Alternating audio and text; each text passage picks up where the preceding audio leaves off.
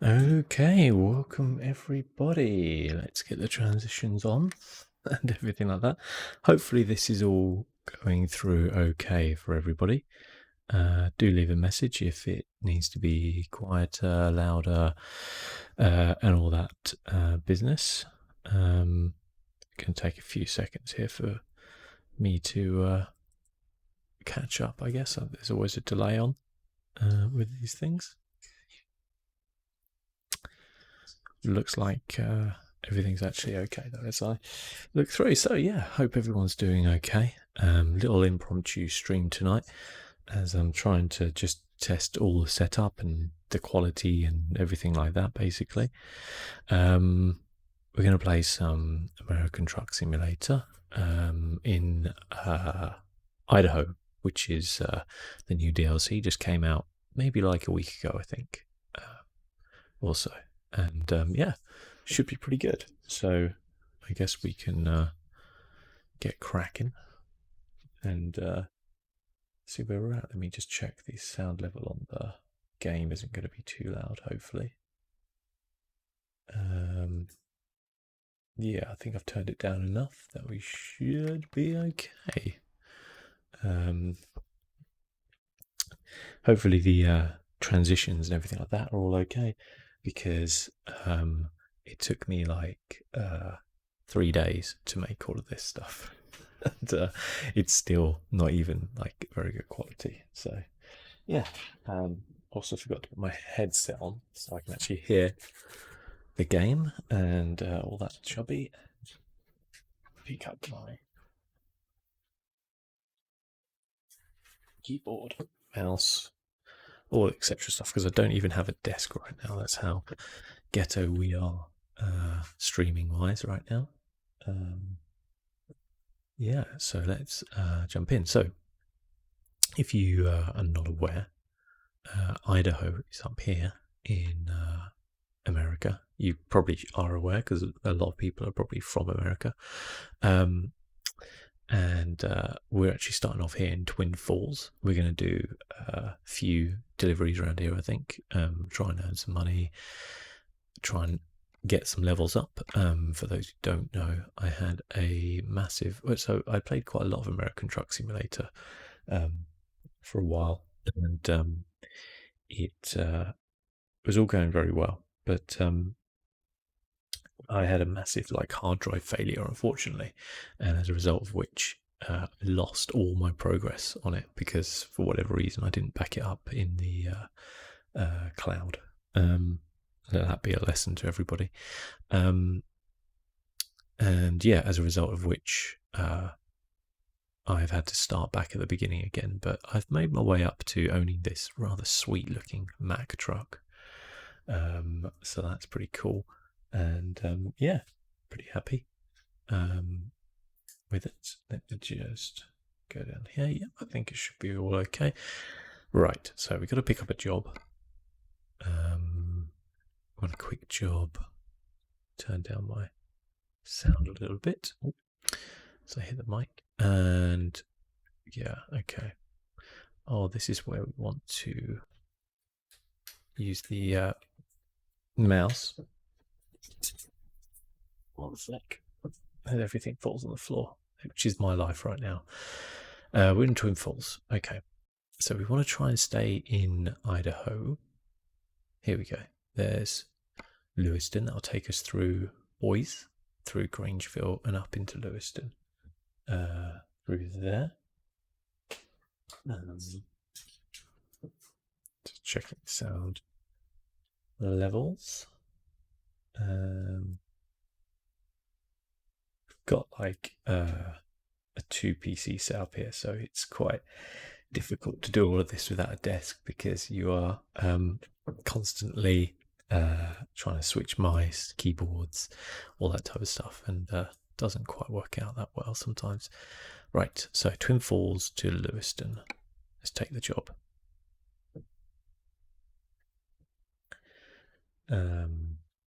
And we'll try and adjust the game sounds on the fly.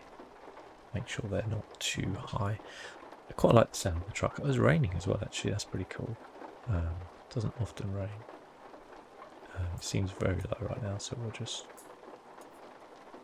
crank up a touch and then start the truck up. My sound levels are quite low as well, actually, so let's just adjust that on the fly. Audio. Pop that up a little bit.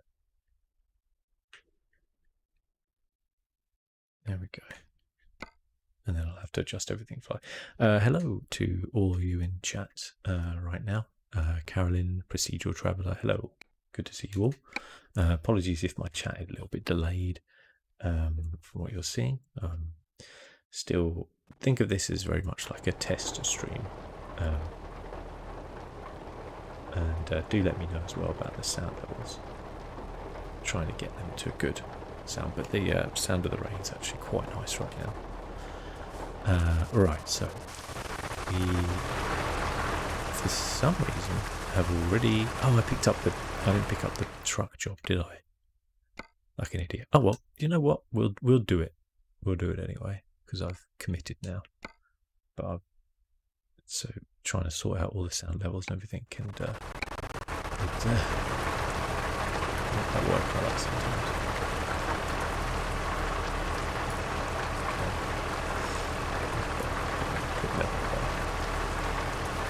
Okay, right. Thought it looked a little bit different on the inside, but never mind. I've also forgotten what my key is for the windscreen wipers. Where are we? Wipers. Wipers is P. I think I remember setting that up now as P. There we go. Right. We're gonna need a little bit more than that truck. Okay, we've got a rather long looking 3-truck setup here. I'm kind of laughing to myself because I constantly screw this up because this truck is just way too long for my liking. It's quite a smart looking truck. It's a Kenworth. I don't know what but there we go. Every corner is going to be an issue right now. That's a rather ugly. Oh, I guess it's not a truck technically. Okay. Let's go around this corner very slowly.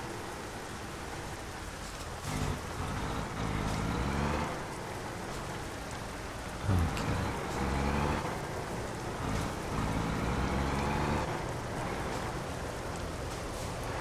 Oh, this is going to be interesting, isn't it? Let me just do a quick check on how everything is going.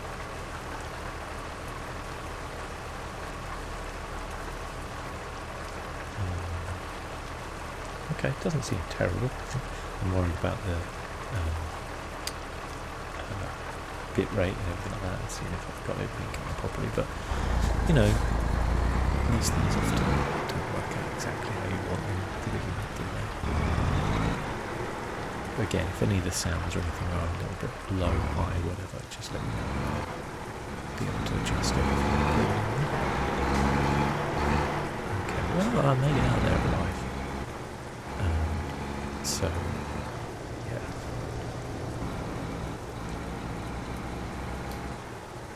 Okay. So Idaho. Can't honestly say I know too much about Idaho, but one of the new features they've actually added,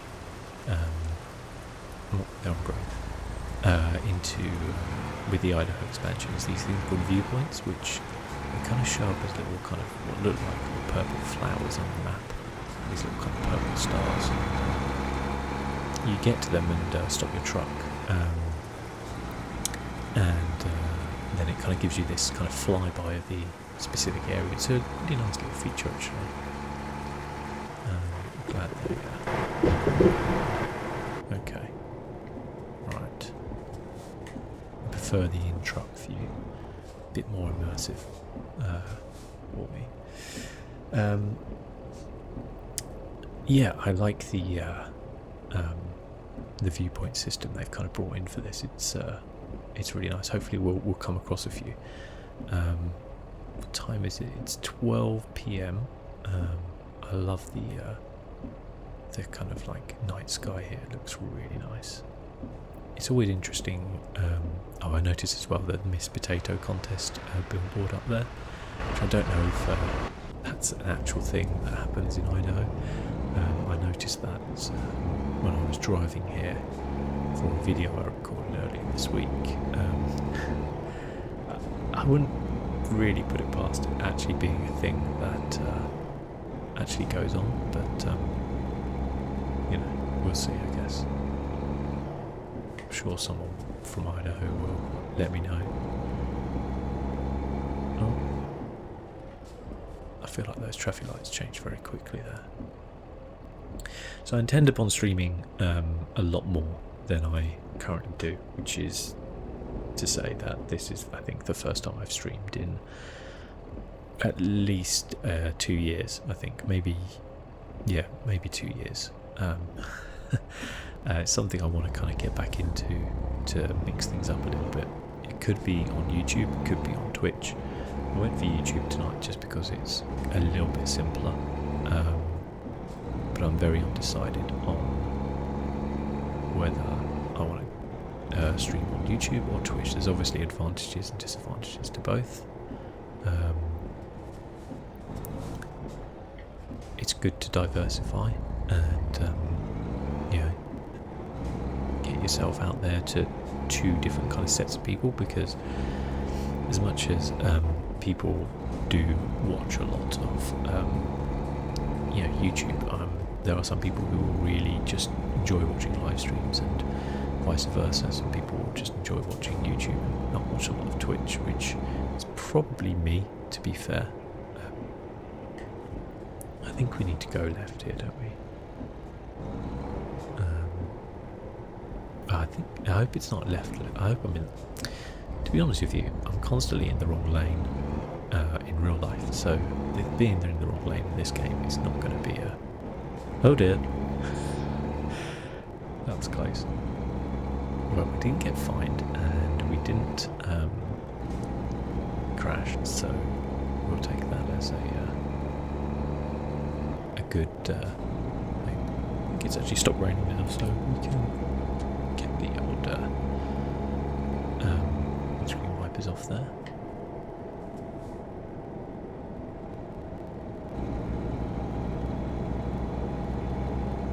As we get out onto the open road, it'll be a little bit easier to chill and get through it, I think.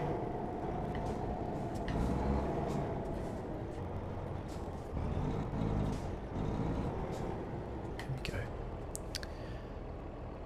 But yeah. Let me just... there we go. It's just... honestly, I really need a desk. Hopefully should be moving house pretty soon. But these things take a long time, apparently. Okay. This is... I don't think this truck is anywhere as good as my actual truck, but to be fair, it is lugging 3 whole trailers, so I'll let it off a little bit. It's a little bit sluggish though, but in a way. So we've got a nice 376-mile journey, 7 hours, 10 minutes. Should be fun. It's a nice Dance for Pedro sign over there. Is that some sort of like Napoleon Dynamite reference, maybe?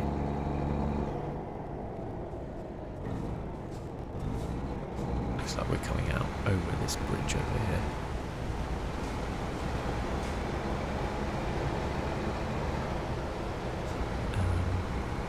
This looks pretty spectacular. Actually, we'll keep to the outside view just to get going here. But oh my goodness me!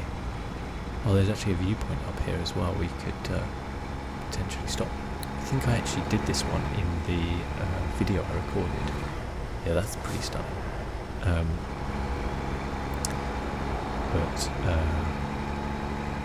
it was at night, so it was like pitch black and I didn't manage to see anything, so it might be quite nice to do it now. Sorry, it's actually 5 AM here in this real time. Unfortunately, it's kind of over the other side of the road. Can I, like... No.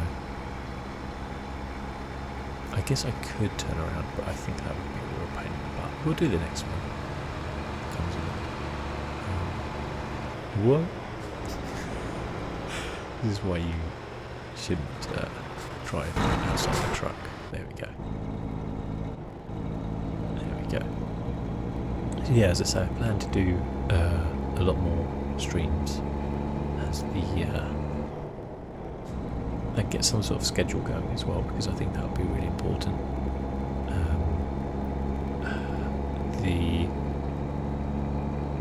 My ideas for kind of different games to play are kind of quite varied. I don't want to do exactly what everyone else is doing and just play whatever the flavour of the month is. I'd actually quite like to have some sort of consistency to what I'm doing and actually pick a game that I can actually kind of build up and go through on stream, so that it kind of feels like a video series, but you know, obviously live streaming and people can have their input into it. So some of the games I'm thinking about actually streaming, well, I think Elder Scrolls Online will be a really good one to do.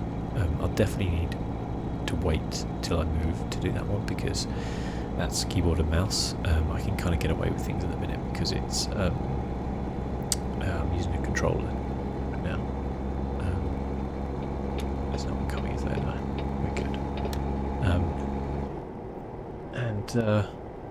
I can get away with it a little bit. The other one I was thinking was Elite Dangerous. Again, I'll need a desk for that because I need to use my HOTAS. But I actually think that could be quite good fun as well. I've played a lot of Elite Dangerous recently, but just kind of chilling in that and kind of ranking up and all that kind of stuff would be good fun. But I would definitely like to get back into the Elder Scrolls Online. I think that would be pretty awesome. I haven't actually played like the last 2 expansions, so I definitely would kind of start from scratch and then build up from there, hopefully. But if anyone has ideas for what games they would like to see, I'd be very interested to know. Might be something I put a poll out for as well, see what people think. Football Manager was the other one as well, because that's kind of a cool chill game, and you know, it's good to kind of build through a series and kind of go through all that. But I want to try and stay away from the mainstream games, you know, the Warzones, Fortnites, the FIFAs, those kind of things, because honestly they're all just done to death, in my opinion. I know there's a lot of people who stream them, and for good reason, they're very popular, but I don't really enjoy those games that much. Well, I always enjoy FIFA, but I kind of have a very moral stance against FIFA at the minute. I really don't enjoy what EA are doing, so yeah. But otherwise, it's I'm kind of open to suggestions and kind of seeing what people want, and I'd love to do some just kind of just chatting streams, or some, you know, more kind of mainstream ASMR streams. It's one of the things that attracts me to Twitch is the ability to kind of, they now have an actual section for ASMR, where the last time I streamed on Twitch that didn't exist. That's how long ago it was. I think we've got a really nice sunset behind us. We have a sunrise, sorry. He says he's in the careers off the road, murdering everyone. But I also would probably like to do something a bit more, I don't know what I'd like to do on stream like this. I'd like to do something a bit more kind of actiony, which but I guess you can fall into issues with that. There's obviously a lot of great games coming out soon. And this should be hopefully a good year. I mean, PlayStation 5, I'm hopefully going to be getting one of those. Yeah, I could definitely stream some PlayStation 5 games. But yeah, we'll see.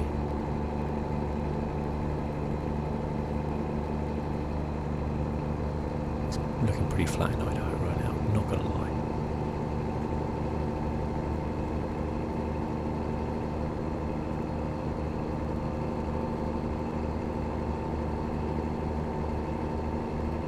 I think the next update is actually Colorado, which what? Okay, I don't know how I didn't crash then. I was not looking, and that guy was braking rather suddenly. So there's going to be at least one crash on this route. Trust me, it's 275 miles. I cannot be trusted to not crash. Will I be playing Cyberpunk 2077? That is undoubtedly a yes to Cyberpunk. I'm actually considering streaming that when it comes out, if it's going to come out this year, which I hope it does, and maybe doing like 2 different playthroughs, so I could do a recorded playthrough and a streamed playthrough, and then make different choices if different characters do different things. It might be a bit much, so I think we'll see on there. But I literally upgraded my PC like last year just to play Cyberpunk for when it came out in April, and it still isn't out yet, so I'm super looking forward to it. Cannot wait. Everything I see about it looks great. I think it's important to not overhype it as well, though. Not to turn around and think it's going to be, you know, the life-changing game of the future. I'll settle for something which is, you know, at a par with kind of The Witcher 3, but better graphics, and it kind of looks like that to me. So, yeah. But yeah, I would definitely will be playing Cyberpunk. One of the advantages of having a kind of two PC setup is that you can kind of push your system to the limit without worrying about, you know, dropping frames and that kind of stuff. And you know, having the old RTX on and stuff like that is going to be really cool. Carolyn says Death Stranding. It's actually really, I would really love to play Death Stranding. My problem with Death Stranding is that I have it on PlayStation, and it's just come out on PC, and I really want to get it again on PC, but it's like £50, and I just cannot justify that. Because it looks so good on PC, like the DLSS they've used, which is the kind of the special kind of AI, like anti-aliasing, I think it is, something like that, which they use the RTX cards. Like I saw they were getting 4K, they were getting like pretty high frame rates with ultra quality.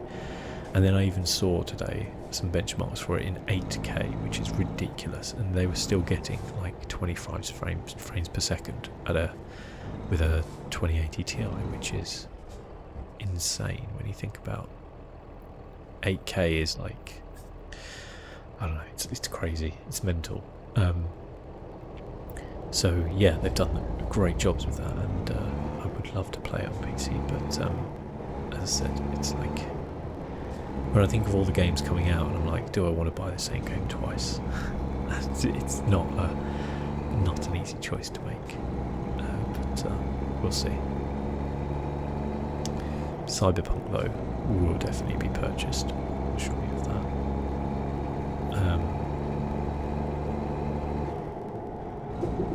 But yeah, loads of interesting games come out this year. There's I saw the trailer for the new Halo game as well today, which just kind of popped up. It looked pretty good, but it also looked exactly like all the other Halos I've ever seen, apart from a grappling hook. So yeah, we'll see. I mean, I think the thing is, it's going to be on Game Pass. I'm going to get it for free, so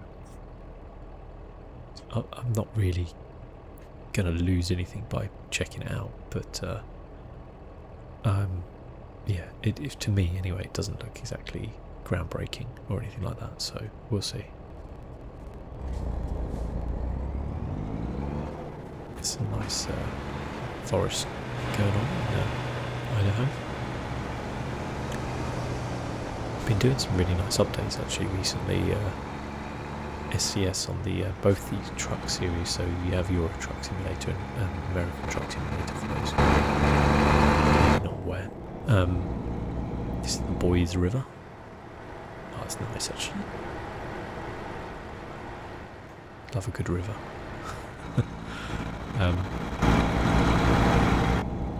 Yeah, they've done some really nice updates actually graphically. They're improving things. They're kind of redoing some areas which are already in the game. I've seen them do that a fair bit in Euro Truck Simulator. I still got to play Iberia as well in Euro Truck Simulator, so that's on the horizon, but I have also lost my save in Euro Truck Simulator, so that was the one which actually hurts a bit more because I'd played that a lot more. I had discovered a lot more places. I had a whole fleet of trucks and it's all gone, so that one hurt a bit more than anything else, so yeah, that's why you should always update, and that's why you always back up on the cloud. Got a way station coming up soon. I wonder if we're going to have to pull over into that and get ourselves weighed. Usually it would have popped up by now. Might be on the other side of the road actually. I think it is, yeah. No, we can bypass, okay. Thank you. Yummy restaurant. Oh, ice cream. There's an ice cream truck which always comes around where we live right now, and for a long time I thought it was just a front for a drug dealer, to be completely honest with you, because it just seemed a little bizarre that this guy was like constantly like coming around selling ice cream, but then we actually bought an ice cream from him like a week ago, and totally isn't a drugs front. He's actually a guy just trying to sell ice cream, so who'd have thought it, eh?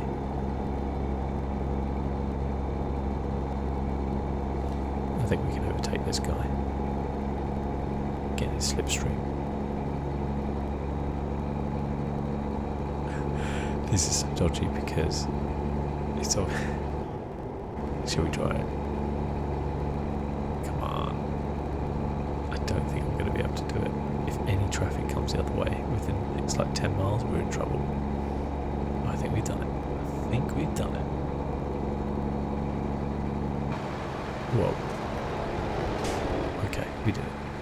That was actually pretty close. This is pretty nice around here though with Idaho. I think my favourite one's been Oregon so far, to drive through. That was really, really nice. Washington as well was pretty cool.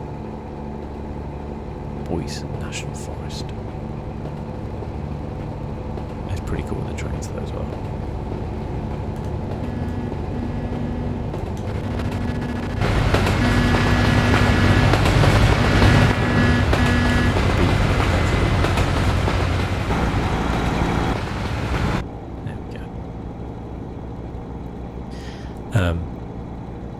Yeah, so as I said before, plenty of games coming out the rest of this year to kind of check out. I just want to kind of get something which is going to be fairly long term, you know, going to be updated fairly often, and you know, I can kind of keep playing it for a while and actually see some real kind of progress in it. That would be really cool. So likely it will be probably some type of MMO, because this is the Payette River. This is nice. Yeah, probably likely be some sort of MMO. And I kind of count Any Dangerous as an MMO. Or, you know, something which is going to constantly kind of get updated, or you can kind of play, not just like a 20-hour story game. That type of thing I'll keep to the channel. for when I play it, because just obviously kind of variety streamers are obviously pretty popular, but I think that is a kind of it's extremely difficult to get into variety streaming, and I feel like it's almost like a dying trend a little bit. Like even a lot of the top variety streamers have a game which they kind of constantly go back to or are well known for doing. If you don't know what I mean by like variety streamer, what I mean is that you have streamers who specifically play a game, and they're usually very good at that game, or at least experienced in the game. And then you have streamers who play flavour of the month games, or whatever they kind of want to play, basically. And you have to generally be either exceptionally entertaining or very popular already to kind of get away with that, because if you don't build up, you have to build up a following for your personality rather than the game you're playing, which is kind of difficult to do on there if you don't have. We actually have a viewpoint coming up, which is cool. Just saw the little purple star. We would definitely be doing that.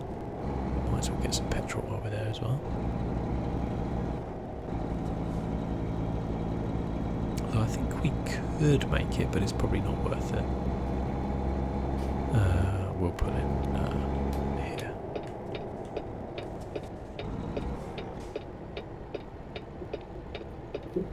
Actually, we won't get petrol because I think we can't get the viewpoint. I've actually seen this one. This was the one from the trailer. But it'd be nice to check it out. There we go. There we go. So this is the viewpoint. I'll take this opportunity to have some of my tea.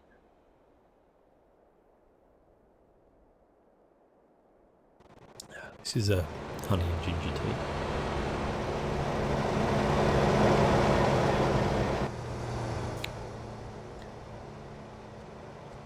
That's good.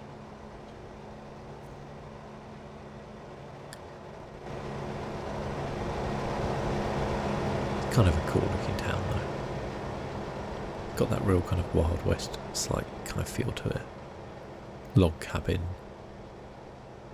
Is that? I thought I said ice cream event centre. I was like, I need to check out this ice cream event centre.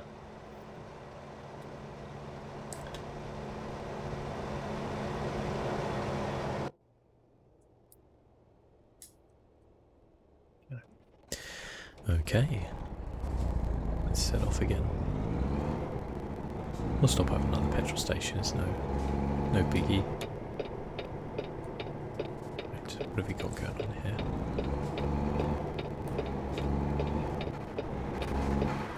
Make sure I don't.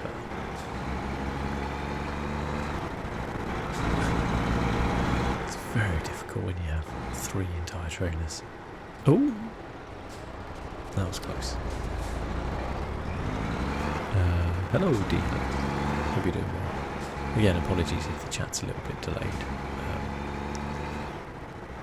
Still trying to kind of work out what the best way to monitor the chat and all that type of stuff is, and kind of how delayed things are.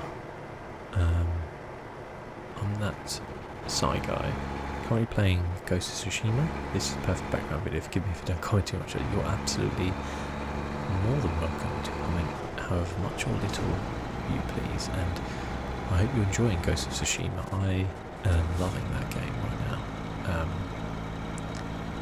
It's so good. I don't think I've been blown away particularly by the graphics, as a lot of people perhaps thought they would do. I think the graphics are good, but there's definitely the limitations of the PlayStation 4 on there. Although I'm playing it on PlayStation 4 Pro, but it still looks good, but it doesn't blow me away as much. The combat in that, I think, is something else. Like, it's so much fun, and it's got a great feel of being quite technical, but also like quite easy to get into. That kind of nice sweet spot of like easy to pick up but difficult to master, I feel.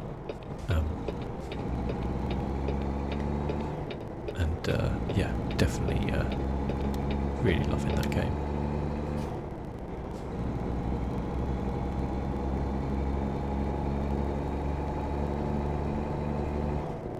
I kind of hope they bring that out on PC.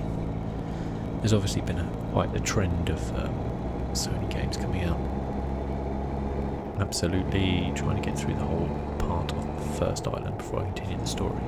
Yeah, I have been exploring a fair bit as well. If I've had this like issue with some modern like open world games, particularly the Ubisoft ones, where they try and cram the kind of background, the world, as it were. Ooh, look, another bridge. This is pretty nice. Salmon River.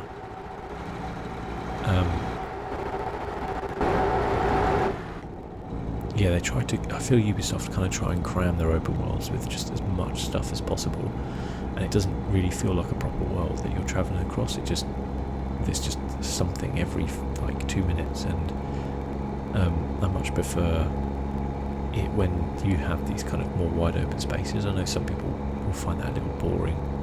I think it's one of the reasons why I love Skyrim so much is that it is just really good at like giving you a feel for the scale of the game without being, you know, too boring to kind of travel everywhere. And I think Ghost of Tsushima is also really good at doing that as well. So you obviously have your horse, you can travel around quite quickly, you can fast travel, and my god, the fast travel is quick. Like the loading speed of it, literally I gasped when I did the first like fast travel, because, you know, those of us who have played Spider-Man or anything like that know that often the PlayStation does not have the quickest kind of fast travelling, but I don't know what on earth they did in that game. I'm not playing on an SSD or anything like that, but yeah, the fast travel was really quick, really surprising. It was like kind of PC quality. Oh my goodness, what have we got here? Another canyon bridge. Wow.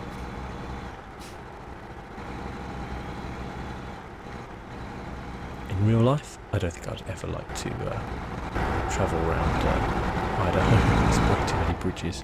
I'm not a fan, but in this game, it's pretty cool. Yeah, as I was saying, Ghost of Tsushima I think does a really good job of giving you an open world to travel around. There's things going on in there, things you want to kind of have a look at, but also lets you enjoy the what's that thing?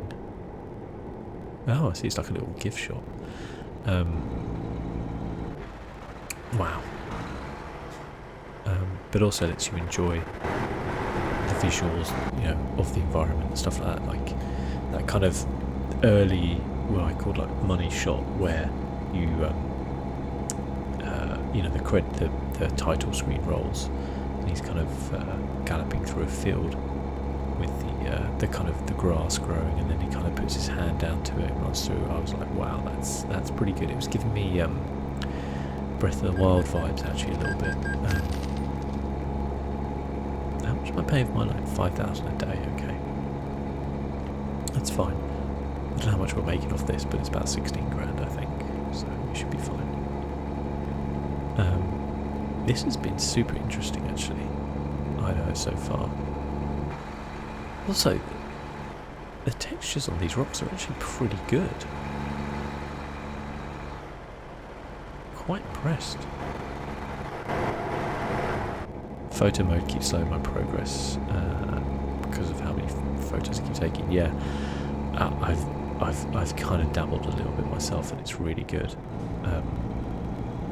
I love the fact that you can have the kind of animated backgrounds and still have the kind of use the photo mode with it. It's really nice. It's funny how photo mode's kind of become a bit of a thing in video games nowadays. I feel like it never kind of used to be like that, but I remember when the Ansel technology came in from NVIDIA, which kind of allowed you to do a lot of kind of photo mode-y stuff without there being a photo mode in video games, and a lot of people kind of wrote it off. But I think photo mode's always become like just an expected feature of a kind of AAA game nowadays.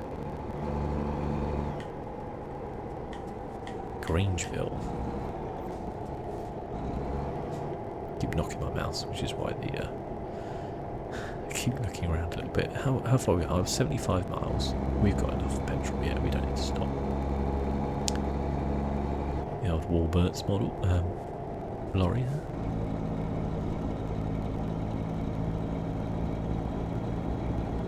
Actually, don't use many photo modes in games. This one has me hooked. Yeah.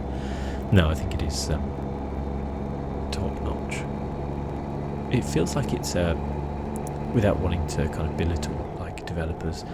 Obviously they do something I couldn't, but it does feel like it's a fairly easy mode to actually put in sometimes, and there's like still a lot of new things you can do in it. So it's like, as I said, it's kind of like a feature nowadays of a game that actually people are interested in. So there's a little bit of kind of innovation going on, which is nice.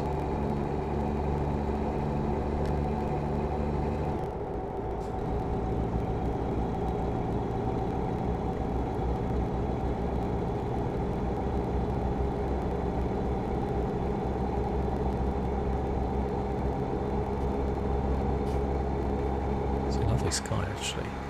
Oh, long load. Didn't see that before. Makes sense.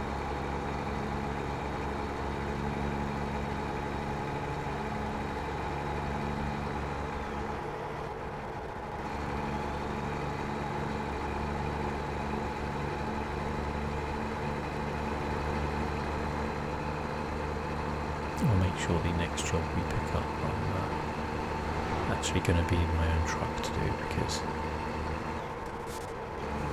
it's a bit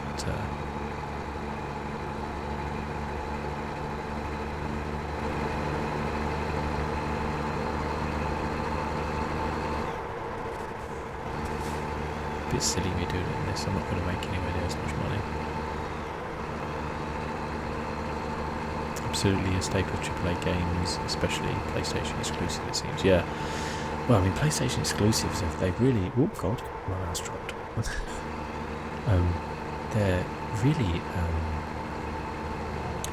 knocking it out of the water with the PlayStation exclusive. I must admit, I was a little bit worried about Ghost of Tsushima, because they seem to release it very soon after The Last of Us. I know things got pushed back and all that kind of stuff, but it was only like a month apart, and it seemed like a weird thing, as if they were kind of trying to play off the success of one game, like The Last of Us 2, and maybe they weren't confident about Ghost of Tsushima. And I mean, it has its faults. It's not the perfect video game, but it's a lot better than I was worried it might be.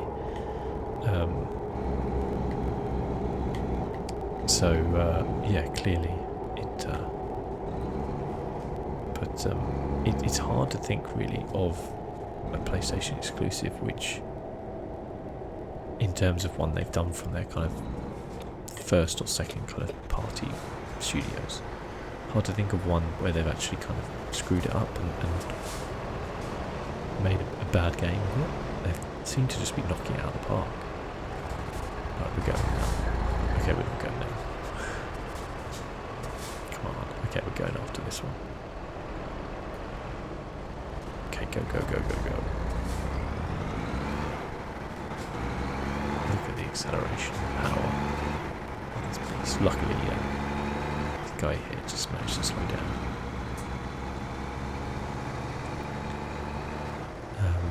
Yeah, and hopefully that continues into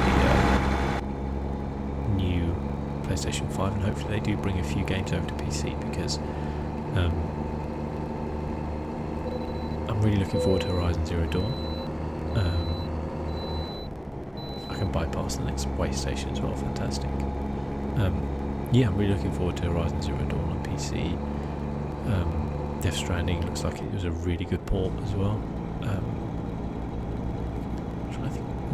What did they do before that? Didn't they do... I can't remember. I think maybe they were the first ones. But, yeah, I'd love to see more of them. I mean, Spider-Man's the dream. I would love to see Spider-Man, you know, at kind of high frame rate. Yeah, with kind of up the levels detail. I think that 100% was my favourite exclusive of the PlayStation 4 era. I went back and played it the other day as well, just to kind of jump into it, to be like, was it as good as I thought? And I was like, yeah, it was as good as I thought. Or as I remember, rather. Yeah, I think the Miles Morales one on PlayStation 5 is probably the game I'm most anticipating with the PlayStation 5. The kind of performance mode, which... what are they? Are they real? Yeah, the performance mode, which I believe is 4K 60 frames per second, but maybe they dial back some of the quality of the graphics a little bit. Seems interesting. I do want to play it in 60 frames per second, absolutely. I think the target for the next generation should be aimed more towards frame rate rather than that kind of elusive 4K, which I kind of have this feeling that the problem with consoles is because they have to kind of generally follow the kind of... oh god. I was turning right then. Because they have to kind of follow the TV generation, so whatever the kind of upgrade in TVs is, then the console kind of feels like they have to follow. They kind of skip the 1440p kind of range, which is what I'm playing at now. Although just streaming in 1080p, obviously, for good reason. But yeah, they unfortunately have kind of missed the 1440p, so they're trying to hit the 4K, and it's exceptionally tough.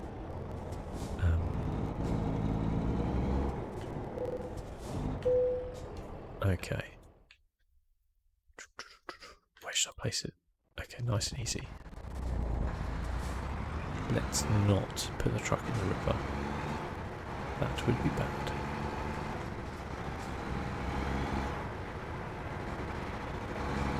The Crimes was the only letdown the game, and they've kind of ignored them after a while.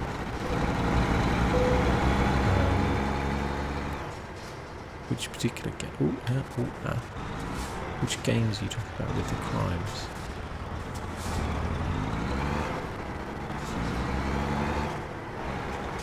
That's not going to cut it. That's that's not lined up there. Luckily we've got a bit of space up here. We can... oh god. So far. Hopefully try and get this a bit straighter.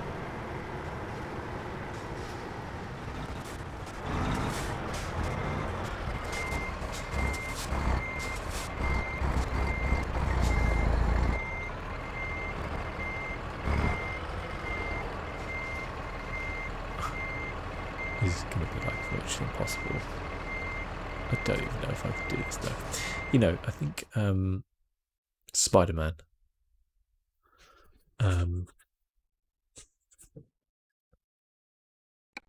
Yeah, my only beef with Spider-Man was that there again was a little bit too much to do in some cases. Can we not park this? Because I'm gonna... right, we're gonna actually have to go around again. There's no way I can reverse that back.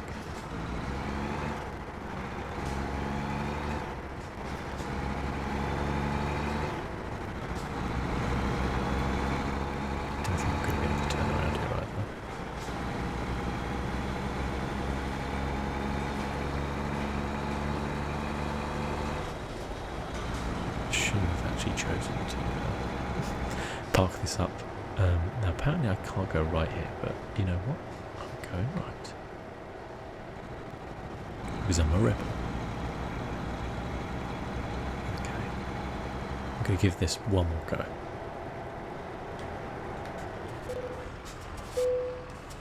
Okay, where should I place it? Yep, we got that.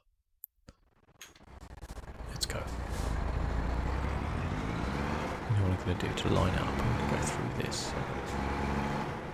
Whatever this is here.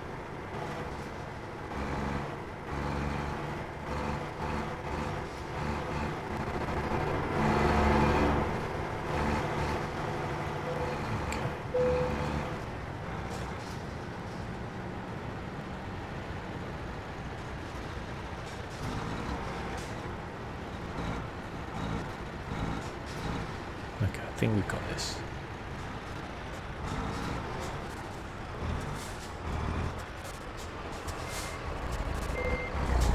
Oh, yes. Ooh, okay. That's,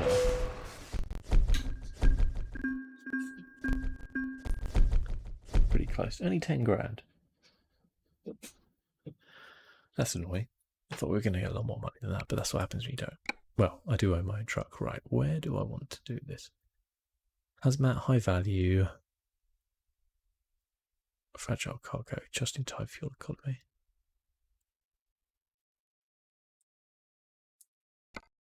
Get on distance again. Right. We're going to have to go back to Twin Falls and then look in the freight market. Twin Falls. We got some nice long journeys here, but we're going to try and stay in Idaho. We could go all the way up there, but we've just done that route, so let's do a slightly different one. Grangeville, we've just been to. These are all Utah. We could maybe go there to Logan and then try and go up to Idaho. That might not be too bad. Getting a good 9 grand for that, actually. So, thoughts on the Xbox live stream? So I didn't watch it live. I watched the kind of trailers afterwards, and I liked it, but it didn't do enough for me to really impress me too much. As I said, I thought Halo looked nice, but it just looks like Halo to me. I feel like that game hasn't really evolved since Halo 3. Fable looks really interesting, but obviously we just saw a cinematic trailer. We don't know anything about that. Yeah, I really love the Fable games though, so I really want them to do a good job, but Microsoft do not have great kind of pedigree when it comes to exclusives. State of Decay 3, again, we just saw a kind of cinematic. There was a lot of cinematics and not enough gameplay, I feel. This is my actual truck, as you can see. It's freaking swift. Where do you need to go? What? Actually just grounded it. How is that even possible? Actually kidding. I think what we need to do is down here. I do want to get the 2 exhausts on this, but I have to be it's a very bumpy road as well. Okay. What have we got in the freight market? That was the one, wasn't it, to Logan. Bought an Xbox One first, then a PS later, but I think it will be the other way around this time. I think I'll wait a year or so before I get the next Xbox. Yeah, I mean, from my point of view, I had an Xbox 360 and I loved it. And I wanted to stay with Xbox, but I think PlayStation just looked better. You know, we all know about the kind of disastrous kind of launch campaigns of the Xbox. So, and Sony just kind of owning them really, and it kind of did enough for us. Like, I'm getting PlayStation 4. I love Game Pass. I think Game Pass is genuinely like the best value you can get, but I worry that Xbox are kind of putting all their eggs into this one.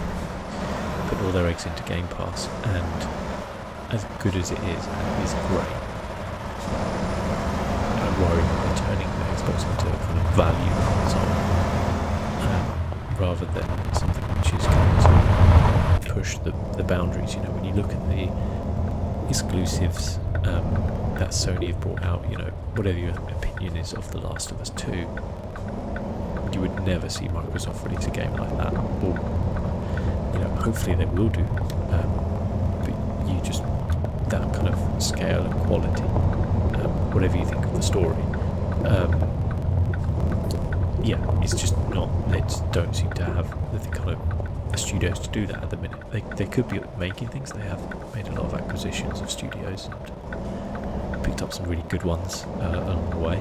Obsidian kind of springs to mind, but yeah, they don't seem to have the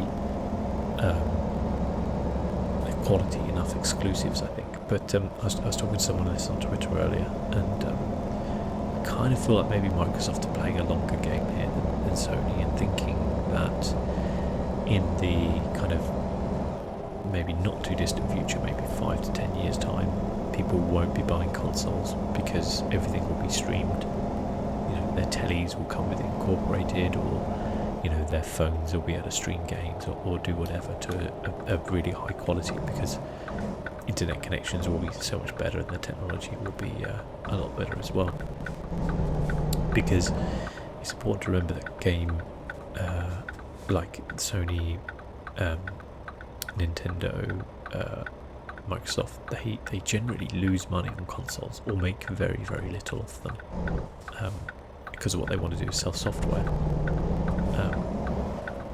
So they actually can lose money on selling the console to make money back on selling the console. And if you take away the console, i.e. you go streaming, then that's the market to get into, I guess. And we've kind of obviously seen Stadia flop, and we've seen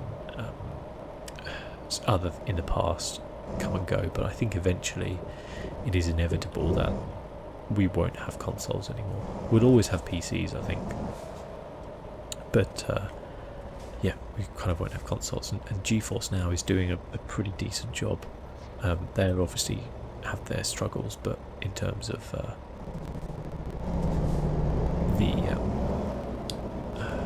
is it, like the quality of the stream, it's a lot better than it kind of ever has been. So I kind of feel like maybe they're playing a longer game than Sony, because if you're streaming, you know, you no longer have exclusives, if that makes sense. It's just where you buy the game from, so it doesn't really matter in a way. I don't know. I still collect physical games. I'm dreading the inevitable or digital age. Yeah, I mean, I generally don't buy physical games now. I generally buy digital. Just kind of, I mean, I guess because I mostly play on PC, and that's just kind of the way of things nowadays. A lot of games you just can't get a physical copy of. And you know, things like Steam and all that kind of stuff do make it very easy to keep your library, and you just generally tend to, you know, download a game and then don't download it. These guys dancing over here, look at that. Hey guys, you keep rocking it. Oh, having a little dance party. Got a boombox and everything. That is fascinating.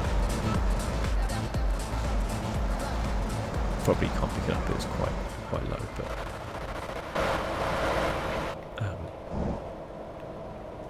we have been here before, haven't we? This is where we started the episode, actually. Yeah, I still hope there's kind of a place for physical games, because I miss the big box games of PC. I used to love those. Used to kind of the ones which slid on top of each other, and you had all the discs in there and the manuals, and sometimes you get a map or something like that in there. Like, I love those. It was a real shame. Or even going back, it's really showing my age now, going back to like the Commodore 64 and buying the cassettes, and then having the little kind of cover art on the cassette and stuff like that was awesome.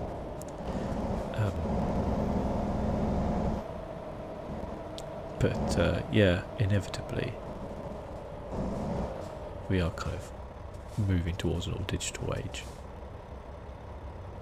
And I mean, I think it's one of those cases where I used to collect a lot of like music CDs, and I used to really enjoy that, going to the music shop and looking through the CDs and picking them up and all that kind of stuff. And when a new album released, looking forward to go buy it from a shop. And it's definitely lost its magic a little bit, where you just go on Spotify or whatever it is you use, and you just stream the music from there. Like, it has lost a little bit of magic for me, but it is easier. Like, you don't have to carry all those CDs with you or whatever.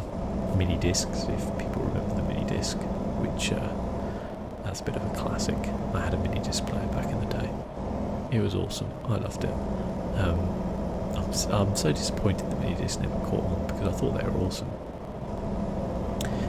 But yeah, inevitably streaming for video games is going to come along and replace the physical games that we have. Which, I mean, we see that on the high street as well. High street shops are beginning to. Wow! Oh wow! I missed that before the waterfall over there. There's a guy like paragliding over there.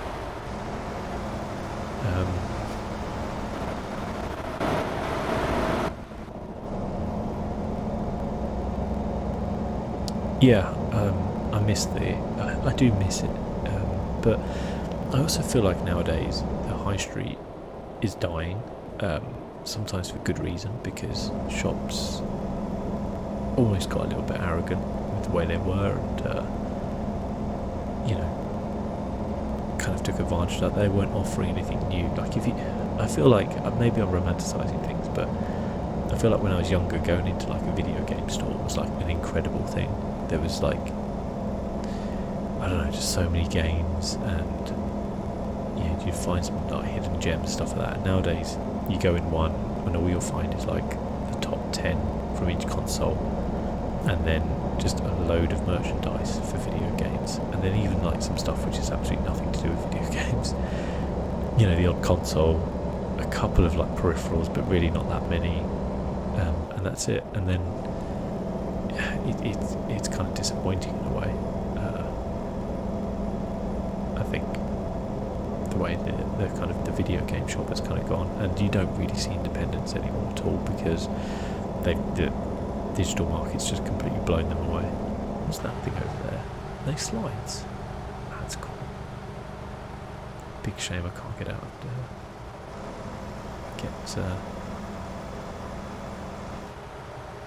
oh, that's cool. Yeah, so I think it would be nice to have I think it would, maybe my nostalgia for like video game shops is stronger than the reality of maybe what they used to be like. Like, I remember, and this is going back a long way, like for those of you in the UK, I remember going into Boots and buying video games, like for the Commodore 64, like the cassettes and things.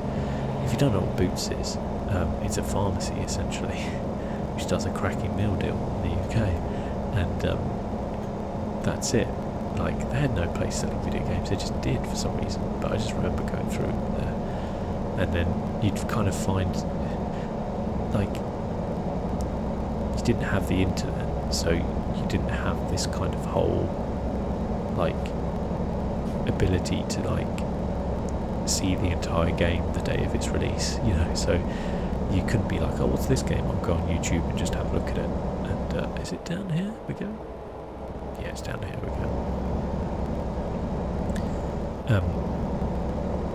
Yeah, you couldn't go and just watch it like constantly on YouTube, get a feel for the game. You couldn't read reviews on the internet about it from like 15 different people. You could sometimes go and buy a magazine, but you wouldn't inspection. When did Boots sell video games? Yeah, genuinely, I remember going to Boots and buying like a cassette for like a Commodore 64. That was a long time ago. I would imagine that was probably 30 years ago. Do we need to sleep? We need to sleep.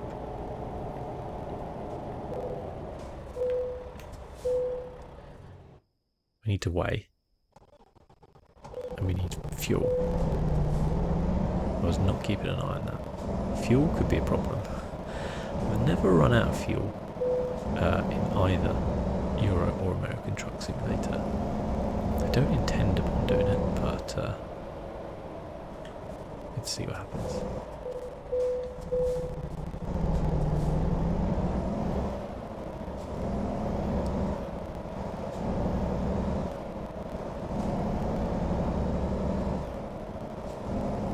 And I remember all the like the indie kind of video game shops as well, which you would just find games you would just never. I remember playing video games that like I'd never heard of before. You'd go and you just see it and be like, wow, what is this? I don't even know about this. And then you take it home and play it, and it usually would be awful, but you just play it anyway because you know you just purchased it.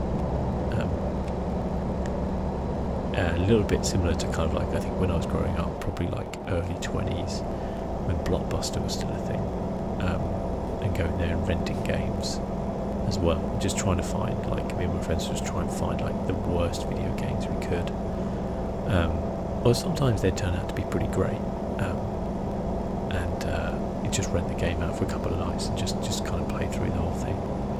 That would be awesome as well. I miss Blockbuster a lot. Because it was just fun to go and browse through all the stuff. You know, you can't do that really online. I mean, you can do it online, but it's not really fun, is it? So, you know, I used to find all the old terrible films as well, and watch all of those. Sometimes you'd like find like the old rental copies which they'd be selling for like a few quid of things. You just buy like a load of those as well. Great days. Blockbuster Video. Absolutely destroyed by Netflix. The irony, of course, now is that Netflix doesn't even do what Blockbuster did. You know, for those of you again going back a while now, remember Netflix when it first started. What happened was you join up and you choose some films and they would send them to you, and then when you finished watching you'd send it back, like post it back to them. That was what Netflix was. Now it's just completely different. Obviously like totally streaming and making their own content. They don't, like, you used to be able to watch, like, Netflix was all about kind of like buying the films for people to watch and stuff like that, but obviously nowadays they rarely have like cinema films on, because they realise they don't make any money off them. They make money off the originals. It isn't really that risk taking anymore in buying a game, because we can find out literally everything about a game before we buy it. Absolutely. Gonna miss those Woolworths themselves. Yeah, Woolworths is another one. God. Miss Woolworths. I mean, Woolworths was terrible. Like, everything about Woolworths was pretty terrible. But, you know, it was all terrible. And it was sad seeing it go, you know. Pick and Mix is obviously a big favourite that everyone had. I was a big fan of the coconut mushrooms. Very worried you're going to run out of petrol, by the way. There's not a lot I can do other than just kind of carrying on. Trouble here. Yeah, and just kind of like Woolworths is one of those places where it's like, do you need something that no other shop in the entire high street will stock? Woolworths will do it. that was their kind of market. But they again though, they just became like, by the end of it they were just absolutely terrible, really. I think they really got hit badly by no longer being able to sell like CDs and things like that. The kind of online streaming element of things, because you would go to Woolworths if you wanted like CDs, DVDs, VHS, kind of thing. Oh, they're just going to sneak in by this guy.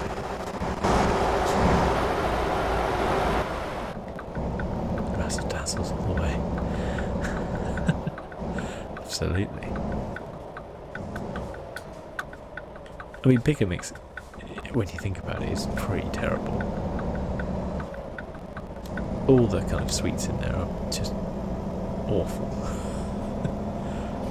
I mean, the chocolate in that pick and mix sweets are made from, I swear it can't actually contain any cocoa.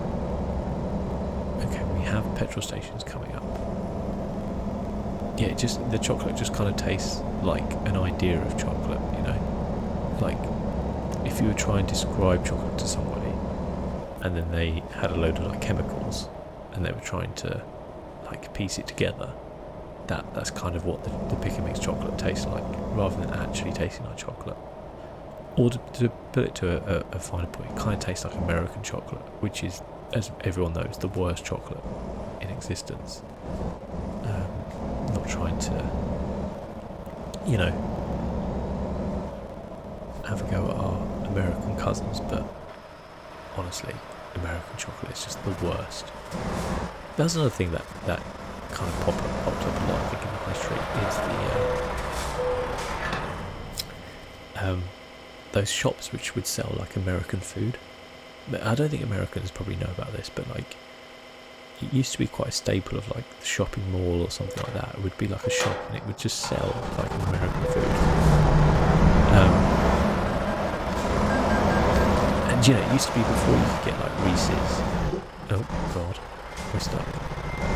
Before you could get like Reese's in the UK like you can now.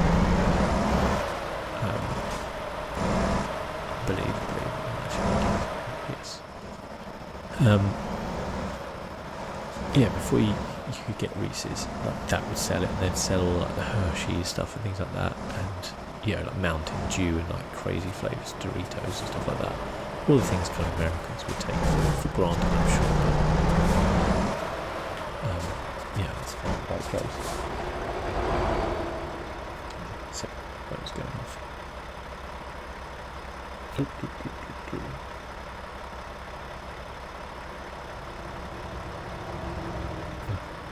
It was just eBay trying to tell me there's something I was looking at as kind of for a bit more interested. But yeah, and you don't really see them as much anymore, because I think the UK has just started to sell more American stuff in general, but you still get that random kind of like shelf in Tesco's or something like that which sells American products. It always looks like really enticing, but reality is it's usually not very good.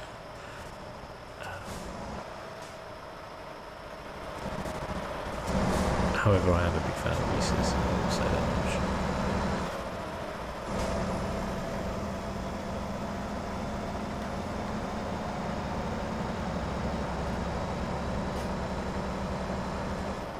Anyone ever buy that bubblegum thing from Woolworths? I don't think so. I remember so many things which I used to have. This is where I used to live. I used to live like 2 doors down from like a corner shop, and it was like the tiniest little shop, but all it sold was magazines and sweets and fizzy drinks. Basically, that was it, really, and obviously like cigarettes and stuff. But that was like all it did. But it had like the largest selection of like sweets I've ever seen, I think, in a shop, for something that wasn't like an actual specialist like sweet shop type thing. And they would always have like crazy stuff there that whatever like random like limited edition something was, they would have it. And they would do all the kind of like American stuff as well, but as I said, it was usually not very nice. We're having a decent night. How's Ghost so far? Any good? Ghost is excellent, yes. I think most people are in agreement. Ghost is excellent. Thank you, Reese. I'm having a good night so far as well, thanks. If that was actually aimed at me. Just doing some some trucking. Oh, we're nearly here on this one actually. I was actually kind of left it here so I could as well. Here we go.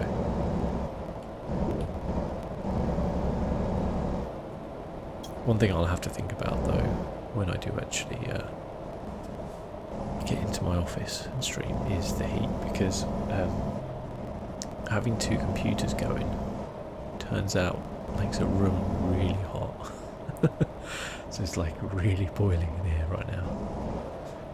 My little thermometer is saying 38 degrees. However, it is kind of right next to the exhaust fan on one of my computers, so I'm pretty sure that that is not actually what it is.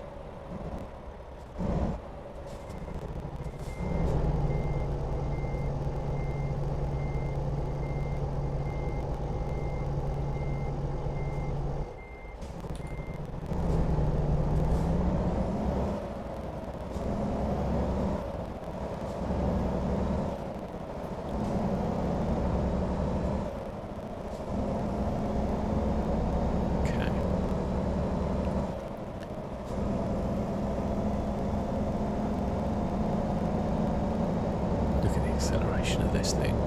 Nearly a 30, the miracle. It is carrying 3 trailers though. I want to do a nice 1 trailer delivery next, because I feel like I have done 2-3 trailer deliveries in a row. And surprisingly, I can say this because we're just coming into the place. I haven't crashed yet, which is a minor miracle for me.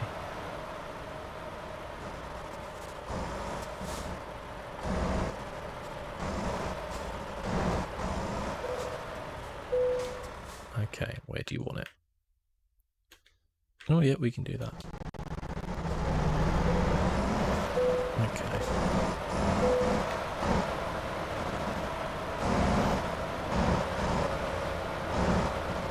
Let's try and get this nice and straight.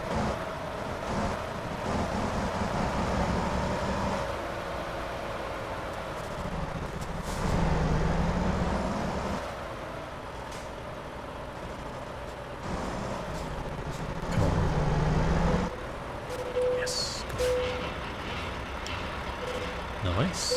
Okay. Another 10 grand in the bank. 109 grand so far. However, we do have like a how much is my loan now? 382,000. So, you know, got a bit of work to be doing. I think I accidentally just clicked quick drop there on the freight market.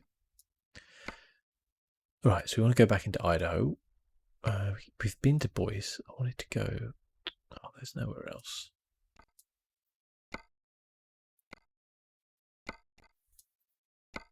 Do we... Is there anything in our town currently? Leicester or United for top 4? I would imagine United, but I was a bit worried seeing them... we're going to go and get their truck repaired first. Hope you have a great day. Thanks, Spoon. Appreciate it. Yeah, I think United, I was a little bit worried about how they were looking against West Ham. Like, they looked really good up to them. I thought they would easily beat West Ham. But they obviously kind of struggled a little bit.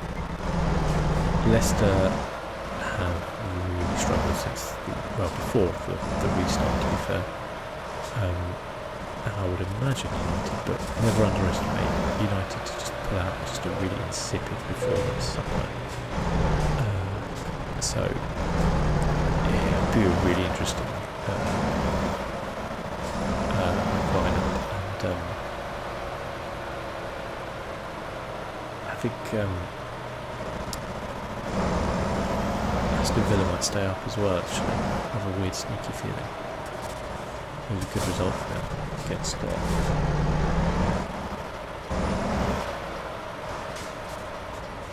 Arsenal the other day. Again, Arsenal, another one who 2 great results against Liverpool, Man City, and then just a completely pathetic performance against Villa.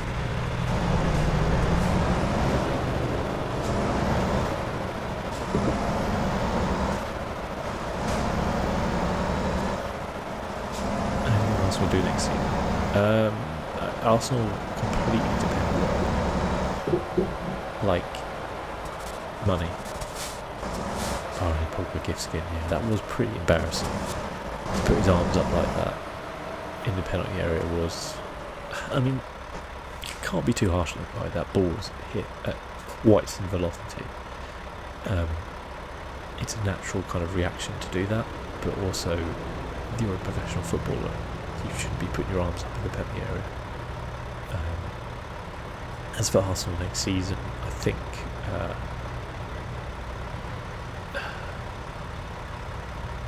it completely depends on whether or not they can get a couple of centre-backs in, and probably another midfielder as well.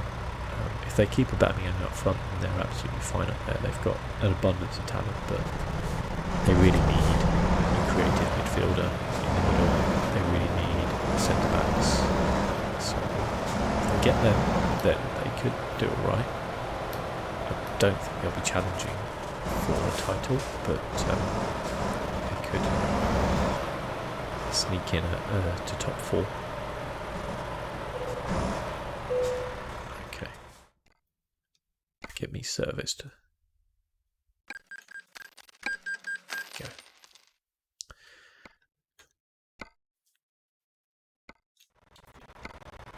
Right, I think we might try and sleep and see what jobs there are. Chelsea or Arsenal in the cup final. I would go with Chelsea, even though they lost to Liverpool quite badly. I think they have an attack which will really trouble. Okay, we go back to Twin Falls. Well, it's something in Idaho anyway.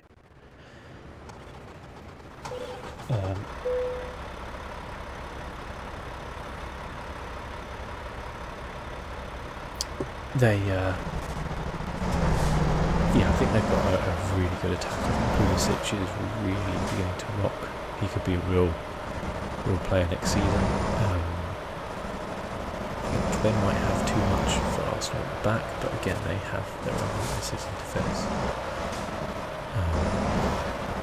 If Arsenal turn up like they kind of turned up against like Liverpool and Man City, then they're going to win. But if they turn up like they did against Aston Villa, they're going to lose. Like, you just don't know which Arsenal you're going to get at the end of the day. And of course, there was that kind of Europa League final from last season that hanging with them, where they again just didn't really show up, and kind of got embarrassed, unfortunately, by Olivier Giroud, who they still puzzles me to this day why they decided to let Olivier Giroud go to Chelsea. But they, I'm an Arsenal fan. Unfortunately, we are a long way from challenging for the title, getting back in the Champions League's priority next season, just for the money alone. Yep, 100%. But it's not going to be easy because Chelsea are looking like they're going to be really strong next season, potentially, with Werner and Ziyech. Added into what is already a pretty decent attack. I'm sure they'll be spending some more money on defenders and midfielders. Man United look like they're kind of coming back quite strong. Never underestimate Jose Mourinho team. Even Spurs are not really firing right now as they can do. And then we'll have to wait and see what happens with Leicester. Whether they can still try and be a top 4 side or if they've really gone off the boil. And obviously Man City and Liverpool, I'm sure, will be top 4 next season, minimum. If not both, they're battling out for the title. So it's tough. And then you have some of the outsiders coming through. Wolves look stronger like every season, basically. They do. I don't think Sheffield United, like, I underestimate them a lot, but I don't think they're kind of going, unless they really strengthen it, I don't see them being able to challenge for kind of top 6, 7 next season. But you never know. Twin Falls, that's what we want. details look promising, but he needs backing, otherwise he will go nowhere. Yeah, absolutely. Like, everyone knows those defenders are not really cutting it. David Luiz, for every one game he has, he looks really good. He'll have 2 or 3 where he just looks out of his depth, unfortunately. So, what can you do?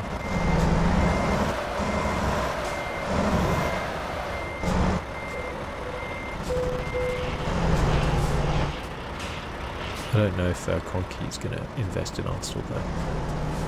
I just don't think it's in his business plan, unfortunately. I think if they can get some money in for some players, then I don't know really who. They've got to sort out the Ozil situation. Absolutely, either play him or get rid of him. Don't let him just sit there. I know it's kind of more up to the player than it is up to the club sometimes. He's got a contract, and if he wants to just sit around on his 350 grand a week, he can do that. But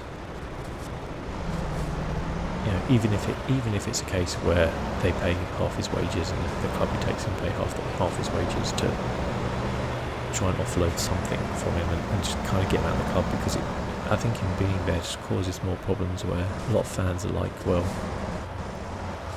you know, he's there, why are you not using him? And then they'll use him for a few games, and then people will kind of realise that he's not so good.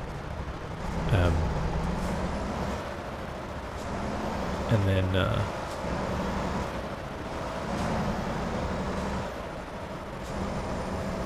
eventually he'll just run out of his contract. I'm feeling Arsenal will just be average for a long time, like Liverpool used to be.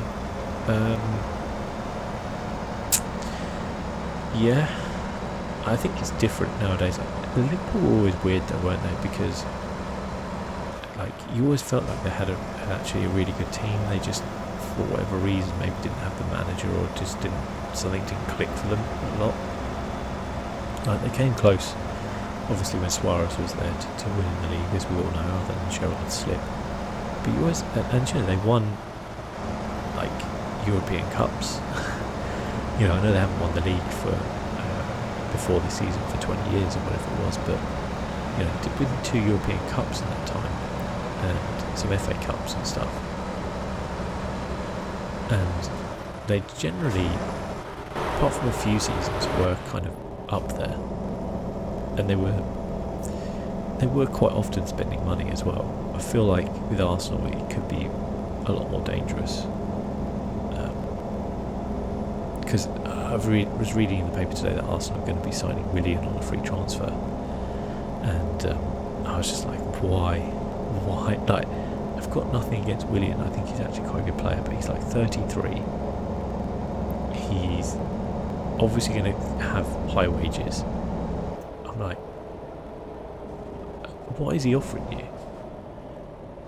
Besides which, I thought he was like a right winger, like primarily, or a right attacker, which is what Pepe is. So I don't understand what he offers. And then they seem to have some very good youngsters, Arsenal, and like Martinelli, who doesn't seem to be playing right now. Guendouzi just got totally kind of frozen out. I don't really know what's going on. But then they've got players like Saka, who's obviously clearly very, very talented and could be, you know, one of the kind of... I don't know where he really plays at the minute, because obviously Arsenal have been playing him like all over the shop, but he looks like he's a winger. He looks talented. But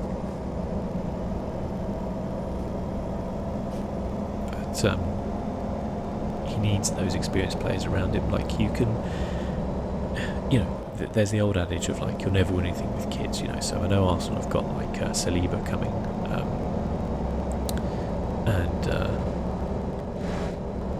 he looks like he could be a real prospect. But who's he going in there and learning from, you know? People always talk about like the United sides and the kids they kind of brought through, but when they brought through those kids, they had such talented, like, veteran players to help guide them through that. You know, I don't see that at Arsenal. there's always been that kind of leadership issue a little bit at the club. So it's a weird one. They clearly have good players at Arsenal. I think they're missing like probably 3 to 4 players really good. It looks like there's been an accident. Do we have to kind of circle off? Yeah, we do. Probably could have made it through there. Probably could still make it through there cheaply, but let's actually play the game as it's intended to be played. Let's ban off there. It's fine. We'll just, as the map shows, then we'll just come back on ourselves. It's fine. Yeah, it happens. But yeah, I feel like with Arsenal, it's just a weird.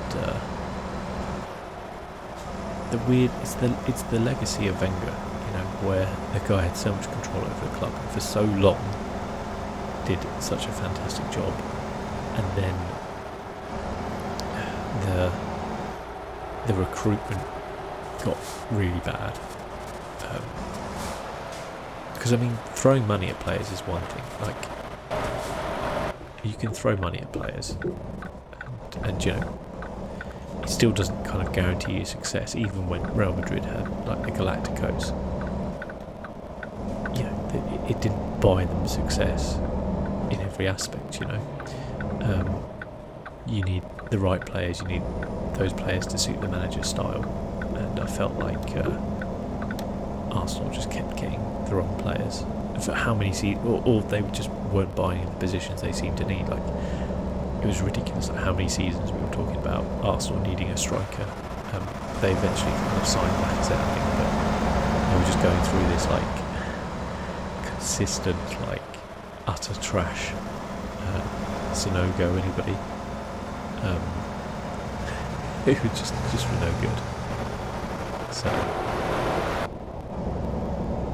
it's a weird one.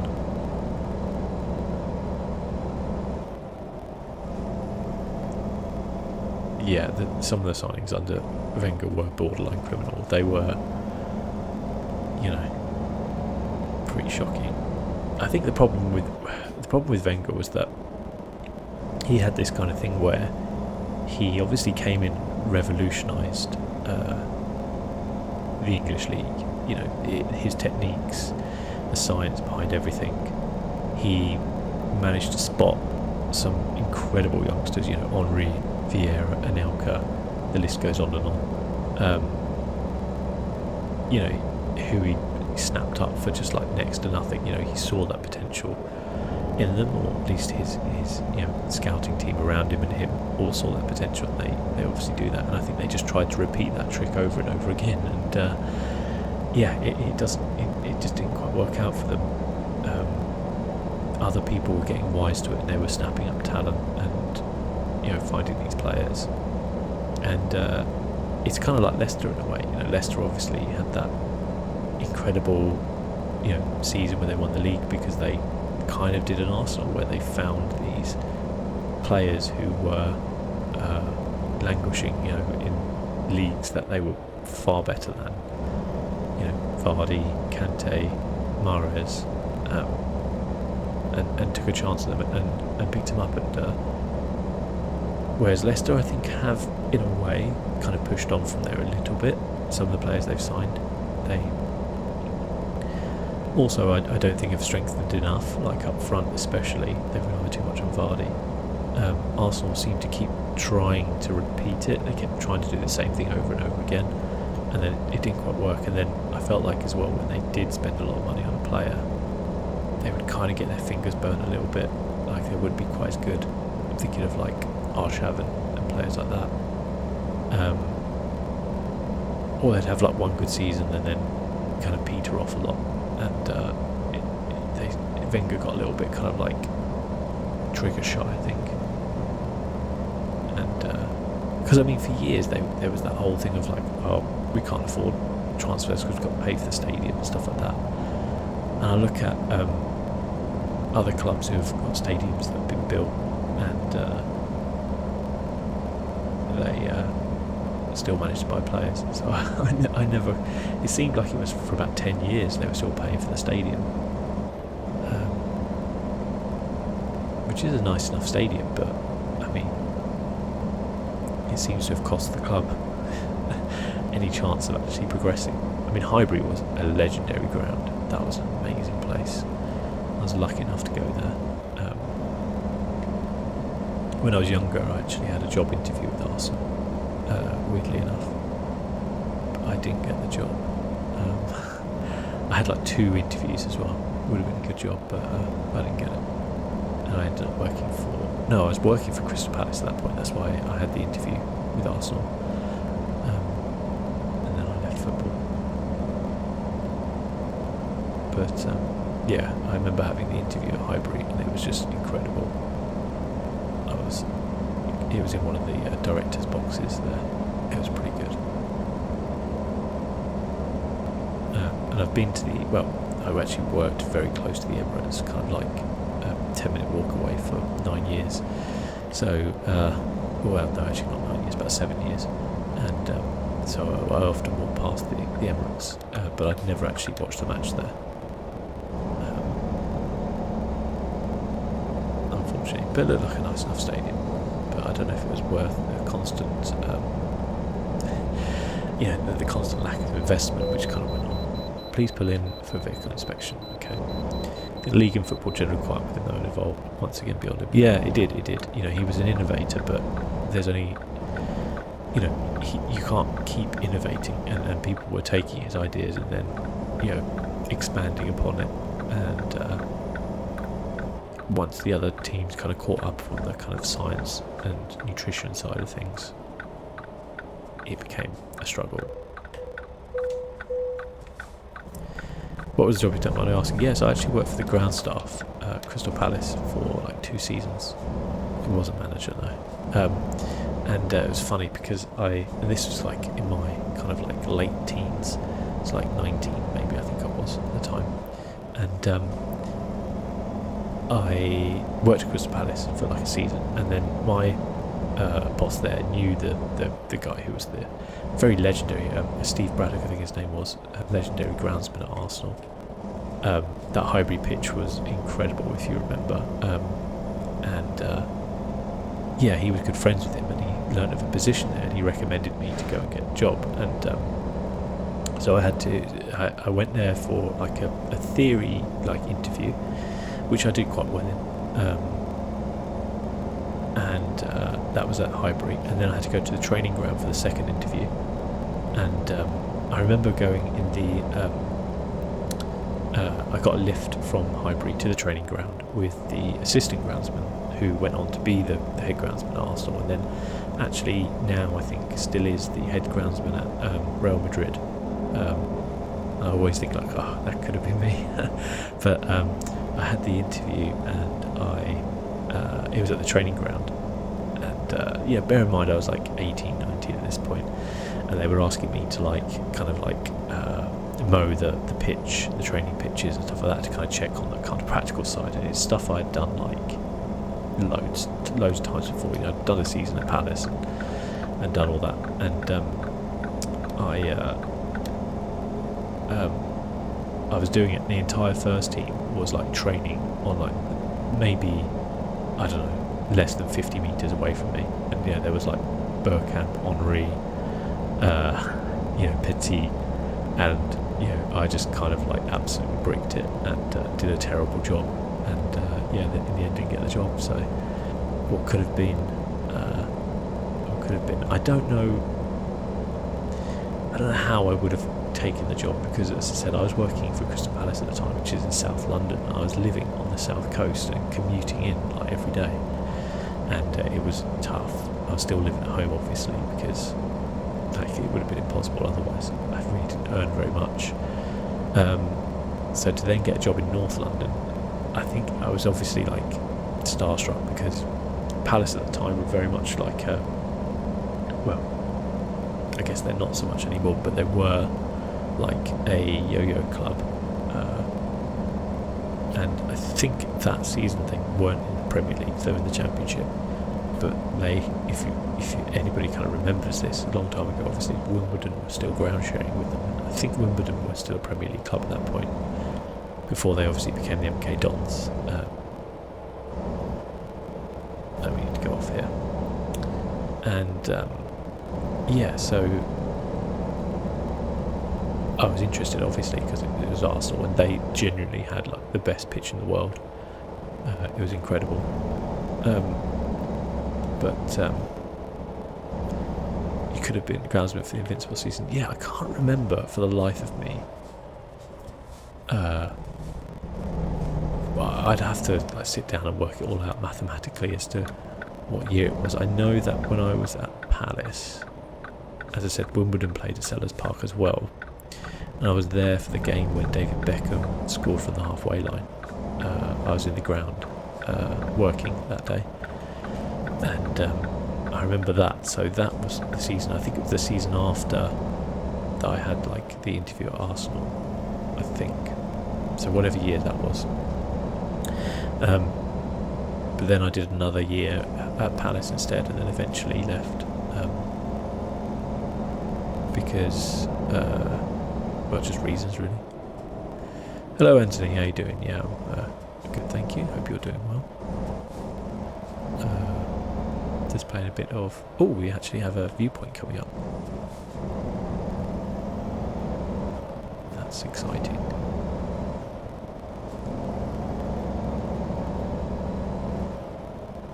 So yeah, I think it was definitely one of those like sliding doors moments where you're like, I wonder what my life would have been like if I'd have actually taken that job on. Could I have ended up at Real Madrid? Or probably not. But it was good fun. Okay. This was the one I've actually done before, but it was at night. So it's actually quite nice to see it during the day. It does look pretty good. What happened? Yeah, so it was weird. So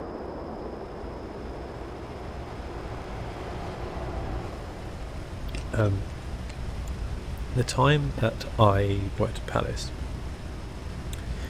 at some point they got taken over by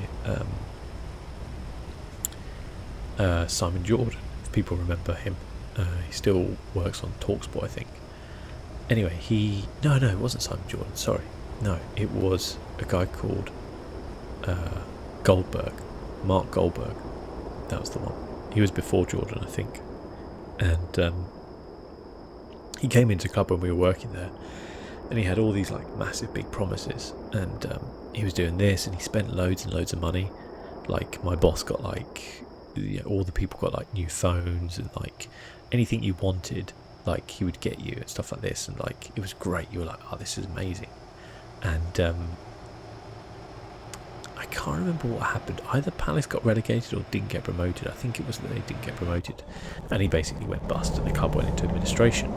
Their club, when they went into administration, they did pay us, but they kept paying us late. And I think I was generally fairly dissatisfied with the job. Like, it can seem like a kind of cool thing to work on the ground staff, and it was pretty cool in the summer when it was nice and warm, but in the winter it was really grueling. And also the hour and a half journey into work, like, and then an hour and a half journey home was like just becoming really bad. So I remember in the end, like typical kind of teenage petulance of like getting in an argument with my boss and then literally walking out. I didn't walk out, I actually worked my notice, but I've always worked my notice, but essentially saying like I quit, and then like doing a week's work, and then moving off and getting a job in like a different field. So it would have I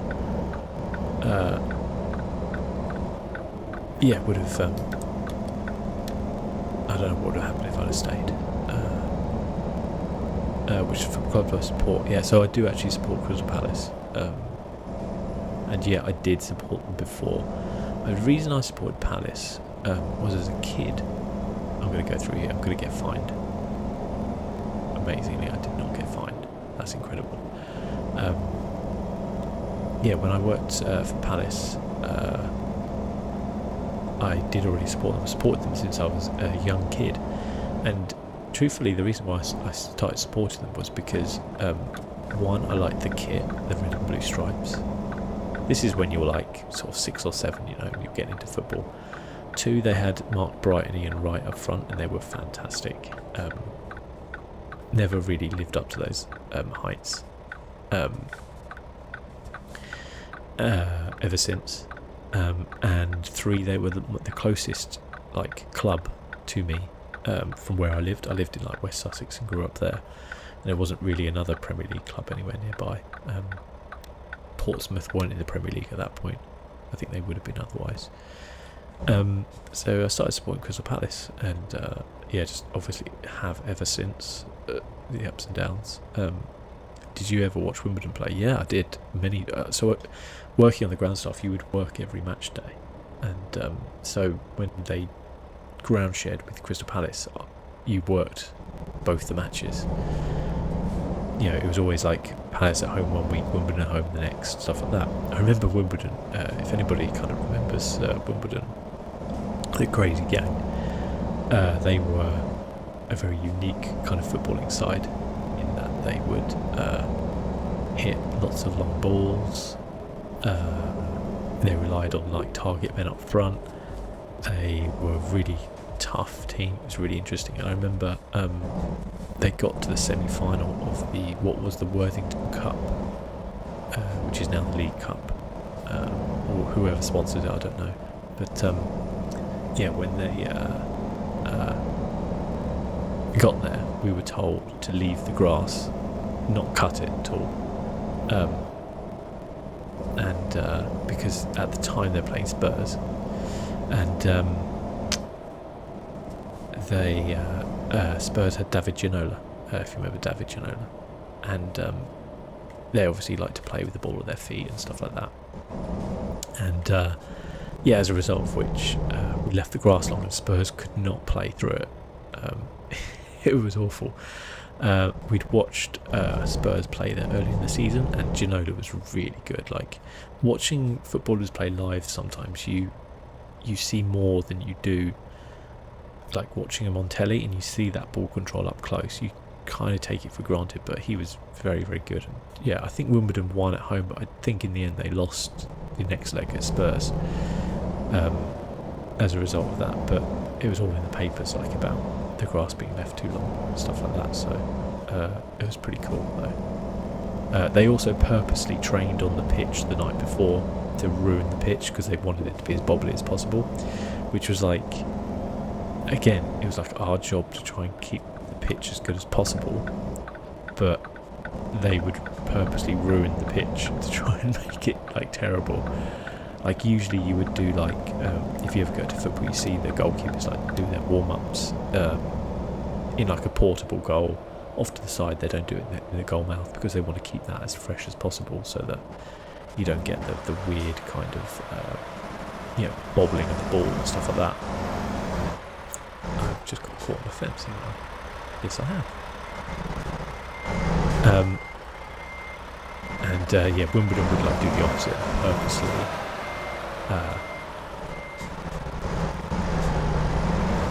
Try and ruin the goal mouth, so that they would just try and get like any advantage possible. It was, it was admirable, because I remember playing Man United,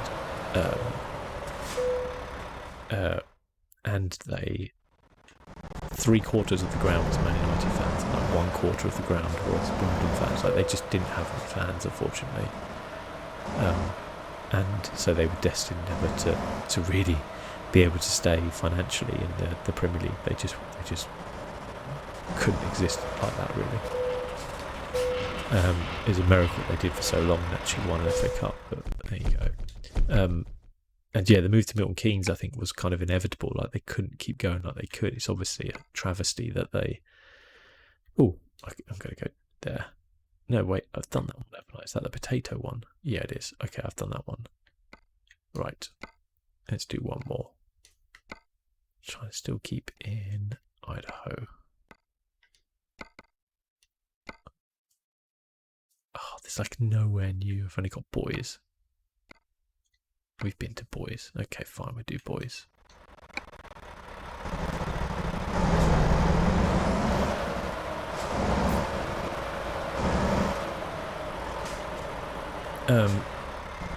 Yeah, so I didn't like moving to Milton Keynes. Weirdly enough, when they did move to Milton Keynes, I was actually living in Milton Keynes at the time, which was a bit of a weird. It's like they were following me around.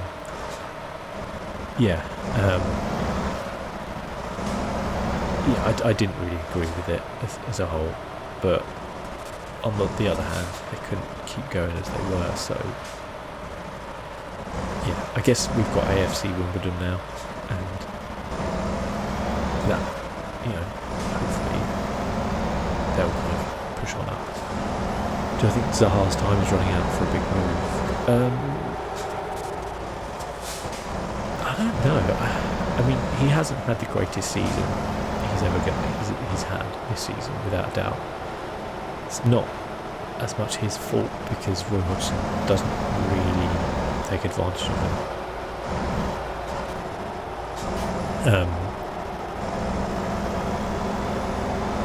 Hodgson doesn't really take advantage of Zaha as probably as well as he should do. Like it's more about the team than the individual talent. So I don't think Zaha gets quite to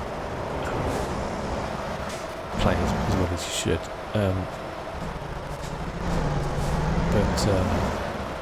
I think he's going to move this season. I think he'll move, and I think he'll go. I don't think he'll go to Arsenal. I think he nearly went last season, didn't he? I think they would have been better off with him than Pepe personally, but time will tell, I guess. I think he could possibly go to Spurs. I could see Spurs possibly losing one of Kane or Son this season, as they're not in the Champions League. But we'll see, because obviously the money is all over the place at the minute. With everything that's going on, and some clubs are just not going to be able to buy anyone, are they? Milton Keynes, I lived in Stony Stratford, which is like just north of Milton Keynes. Actually, a really nice little village. I lived there and I worked for Pizza Hut in the city centre. The one in the shopping centre. Well, I worked at two. I worked at the one in the shopping centre, and then I worked at the one in the theatre district as well. I also worked at the other one. That's what was that? There's three anyway in Milton Keynes. I worked at all of them at some point. There.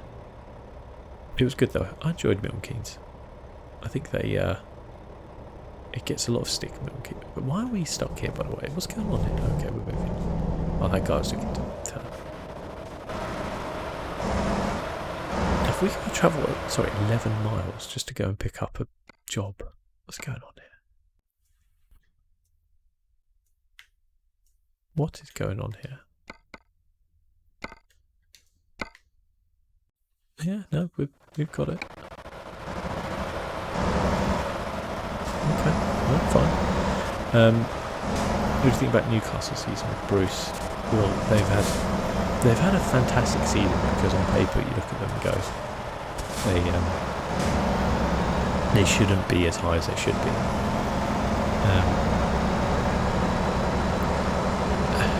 They shouldn't be as high as they should be in the league, like Newcastle. They don't have the players, but they don't have the players. Like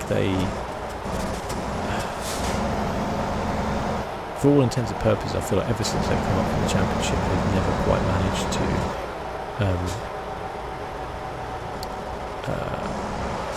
really recruit top quality players. And then they kind of stumbled upon like Alan Saint-Maximin, who has just been phenomenal this season. I think a massive part of the reason why it looks like they have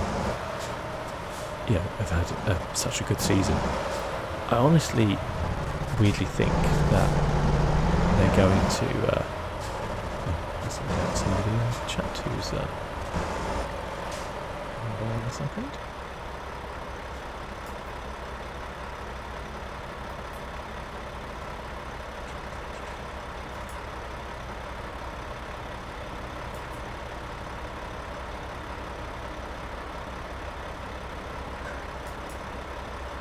Coasting up to this one. Here we go.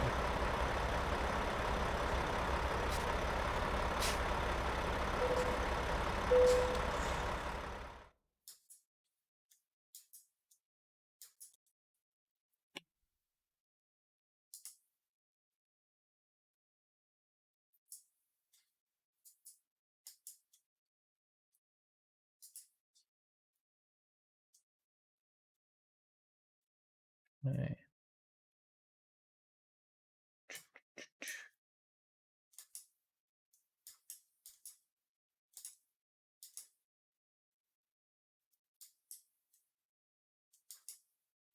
There we go.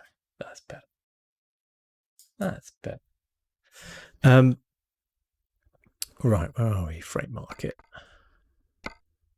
Boys. That's the one we want.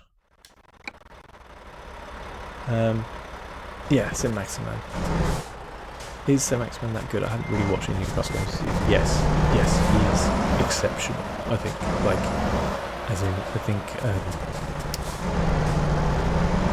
I think St. Maximin could play for a top 4 club. Like, genuinely. He has looked so good. And when you think that, with no offence to, like, Newcastle, he's not playing with the greatest, midfielders. He's not playing with the most prolific strikers or anyone like that. He's out there. I don't want to say like a one-man show because that's not fair, but he has been fantastic, and he seems to really like playing at Newcastle, which I think helps. So they might keep him for another season, but I think if I was like a top 4, if I was like a club looking to sign a player like him, he would be like top of my target. Like, I've often heralded Zaha as like the top player outside of the top 6 clubs or top 4 clubs, he's the best player, but I think St. Maximin is like the best player outside of the top 6 right now. He's just looked superb. This is a very long trailer. What was she on about? Yeah, I had no idea. Just some people are weird, aren't they? Also nearly run this man over. Sorry, sir.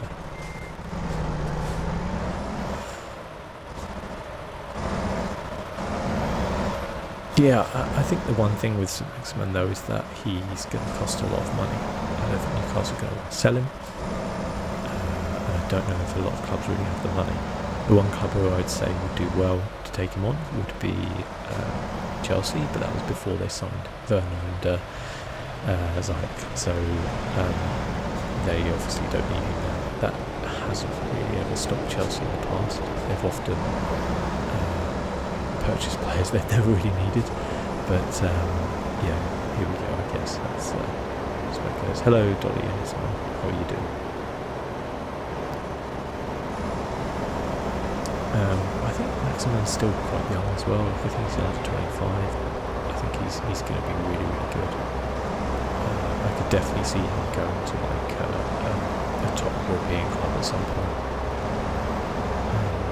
Like, he feels like the kind of wingers that Bayern Munich had, like with Ribery and Robben, those types of players. So I could see him do that. How are you? I'm very well, thank you. Yes, just doing a little stream here on a Thursday night, delivering some stuff. I haven't actually been inside the truck for a while. There we go, it's better. That is better.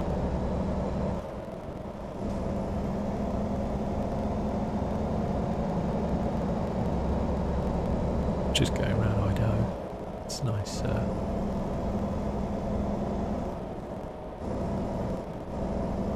Whoa, that's red. I was taking in the surroundings and actually looking at the colour of the lights. Luckily the brakes on this thing worked. I think Almiron Shelby performed well enough this season. Yeah, Almiron's a player who I've always felt was really good. Like, he looked really good in the MLS. And I thought he might have done a bit better than he has done, but I think him and Joe Linton have looked a lot better in towards the end of the season than they did at the beginning. So I think Newcastle, the question about Newcastle is always going to be, is Ashley going to sell? If he does sell, who is he going to sell to? If he doesn't sell, is he going to invest in the club? If he does sell, are they still going to keep Steve Bruce? Because you can imagine getting some really rich owners come in who want to put Newcastle on the map and do a PSG or a Man City with them. Are they going to keep Steve Bruce on? No, they're not going to keep Steve Bruce on. He possibly is the most unfashionable manager on earth. But, that's the way it goes sometimes, I guess. Like, it would be a real shame to see Bruce leave with the fantastic work he's done this season. Rafa Benitez is often lauded by Newcastle fans, and kind of rightly so. Like, he has deserved a lot of praise for what he did, but I think Bruce has done a great job this season. He's a very steady manager, but he's ultimately probably not going to get Newcastle where they want to be, unfortunately. He's a really solid manager who would do well for you, but I don't think he's got what it takes to push on in the Premier League and break into the top six or anything like that. And I think he kind of knows that as well, weirdly. So, yeah.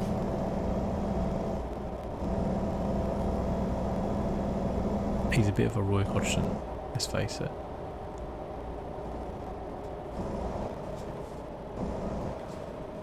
But he is kind of ideal for Newcastle right now, because he's somebody who obviously can work under Ashley, who can keep the ship steady, and then hopefully Mike Ashley will sell to some people who actually want to invest in the club and do quite well. We're going to be able to overtake this guy.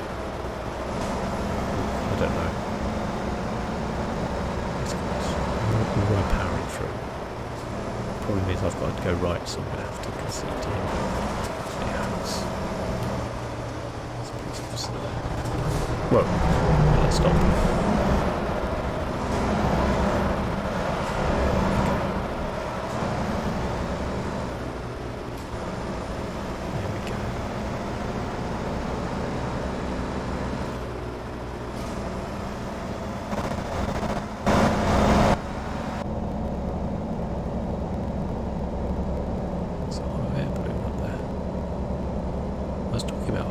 The other day, actually, I went to Aldeburgh Beach and saw a hot air balloon, and always wanted to go up on a hot air balloon, but I am terrified of heights, so I will never go up on a hot air balloon. But they are pretty cool when you think about it. One video game I don't think I've ever seen is a hot air balloon simulator. It could be the next thing on the agenda. Whoa, buddy. Oh, I didn't have my lights on. My bad. I swear I've been playing this game for 2 hours now, and I've only made like 10 grand. Oh well.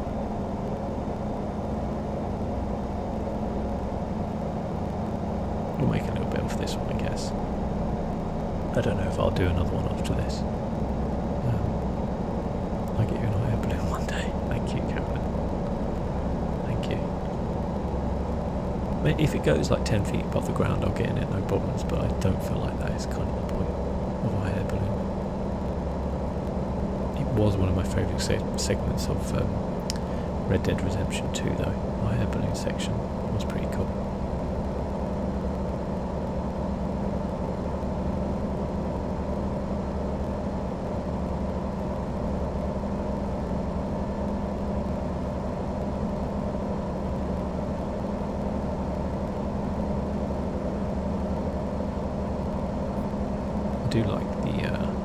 I like to see the views and stuff like that, but there is something quite compelling about the night driving in something like this. It always reminds me of like driving at night in my own car, and it just is always a lot more peaceful because obviously there's less people on the road and stuff.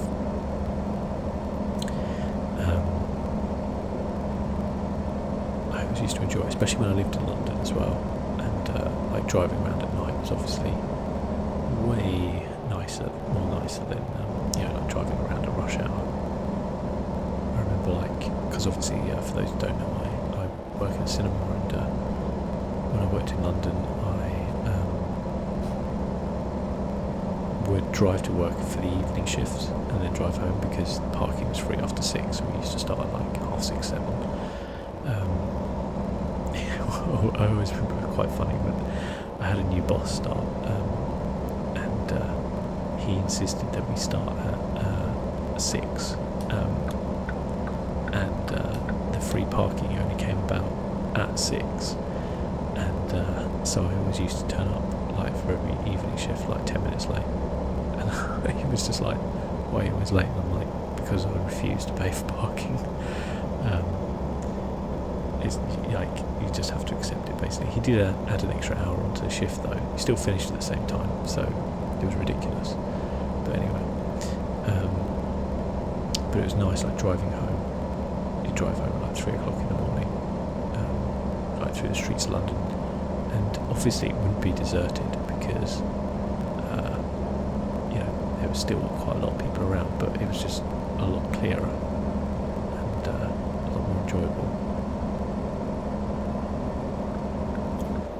Because if I ever had to drive during rush hour, oh dear, oh dear.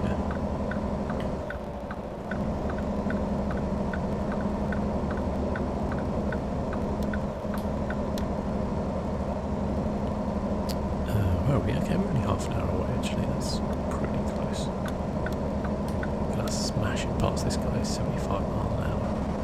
See that sucker?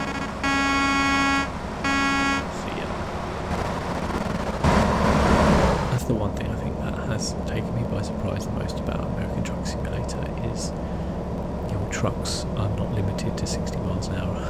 In Europe they are. So like I'm doing 80 now. I might get caught for speeding soon, but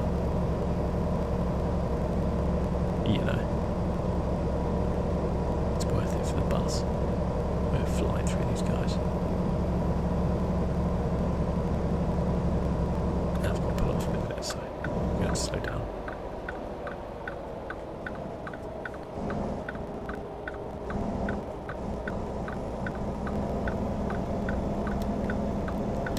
I actually plan on doing a video of my drive to work as well. Not the entire thing, but like a kind of good portion of it. It's actually quite a cool little drive to work. It's quite scenic, not necessarily on purpose, but I thought it might be quite cool. And I've always enjoyed the kind of driving sounds, like the indicator ticks, the like hum of the engine, that type of stuff. It's quite cool.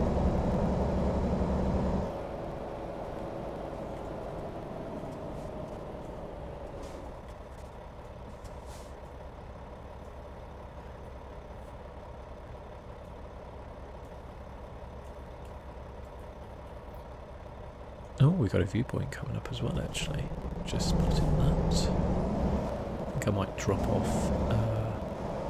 Oh wow, look at that stadium. Oh, that must be where they hold the Miss Potato contest.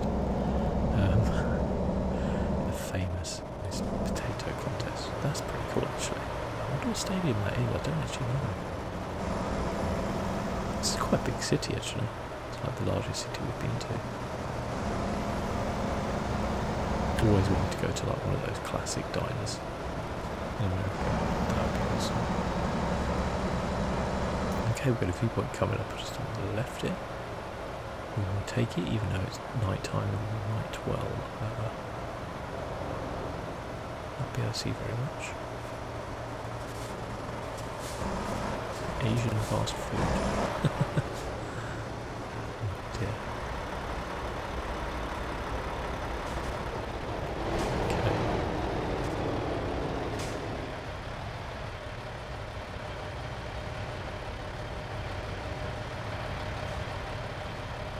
Race Paradise. I wish I could like zoom in a little bit more. I think they are bringing a feature to this game where you can actually get out of your truck. I think it's coming to Europe first though, and then to America. I can't be too sure, I just read about it. I could have dreamt it, who knows. But I'm pretty sure that's actually coming. Thanks a lot, Liam. Thanks a lot for stopping by. Appreciate it. Okay, we we're going to see the City of Boys. It's a good opportunity for me to have a drink.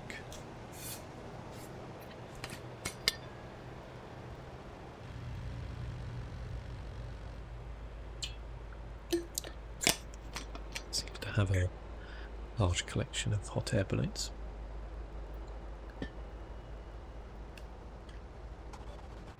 And that's it. They can't all be bags. They can't all be the bag.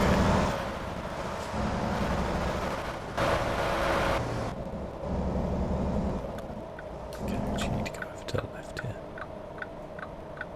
I'm actually staggered that I've played this for 2 hours and have not crashed or had any sort of speeding ticket since. Of course. Of course, go and blow it. This is pretty cool around here, actually. Nice. Cool.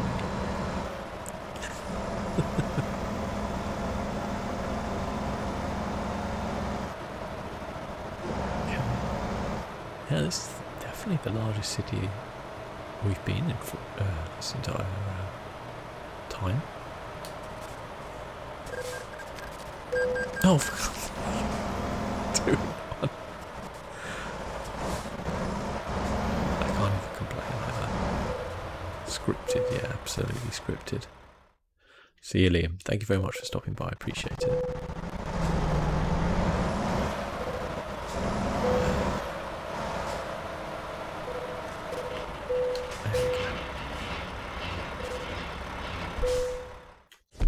Okay.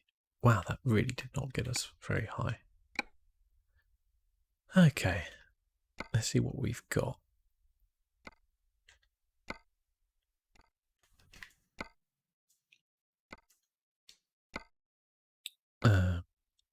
Nope. Well, there's no more Idaho, well, there's still places for us to go, but there's no more jobs for us to take. So after 2 hours 20, I'm going to take that as my opportunity to finish up for this stream. It's been really nice to be able to jump back in. I'm sure I'll do some more. Not like I've got much else to do during the days right now. So yeah, stay tuned. I'll definitely announce more. As I said, I might do the next one on Twitch. We'll see. So, you know, stay tuned for that. And I'll probably play something a bit different next time. See how we go. But thanks a lot to everybody for stopping by. Really appreciate it. And I will see you all very soon.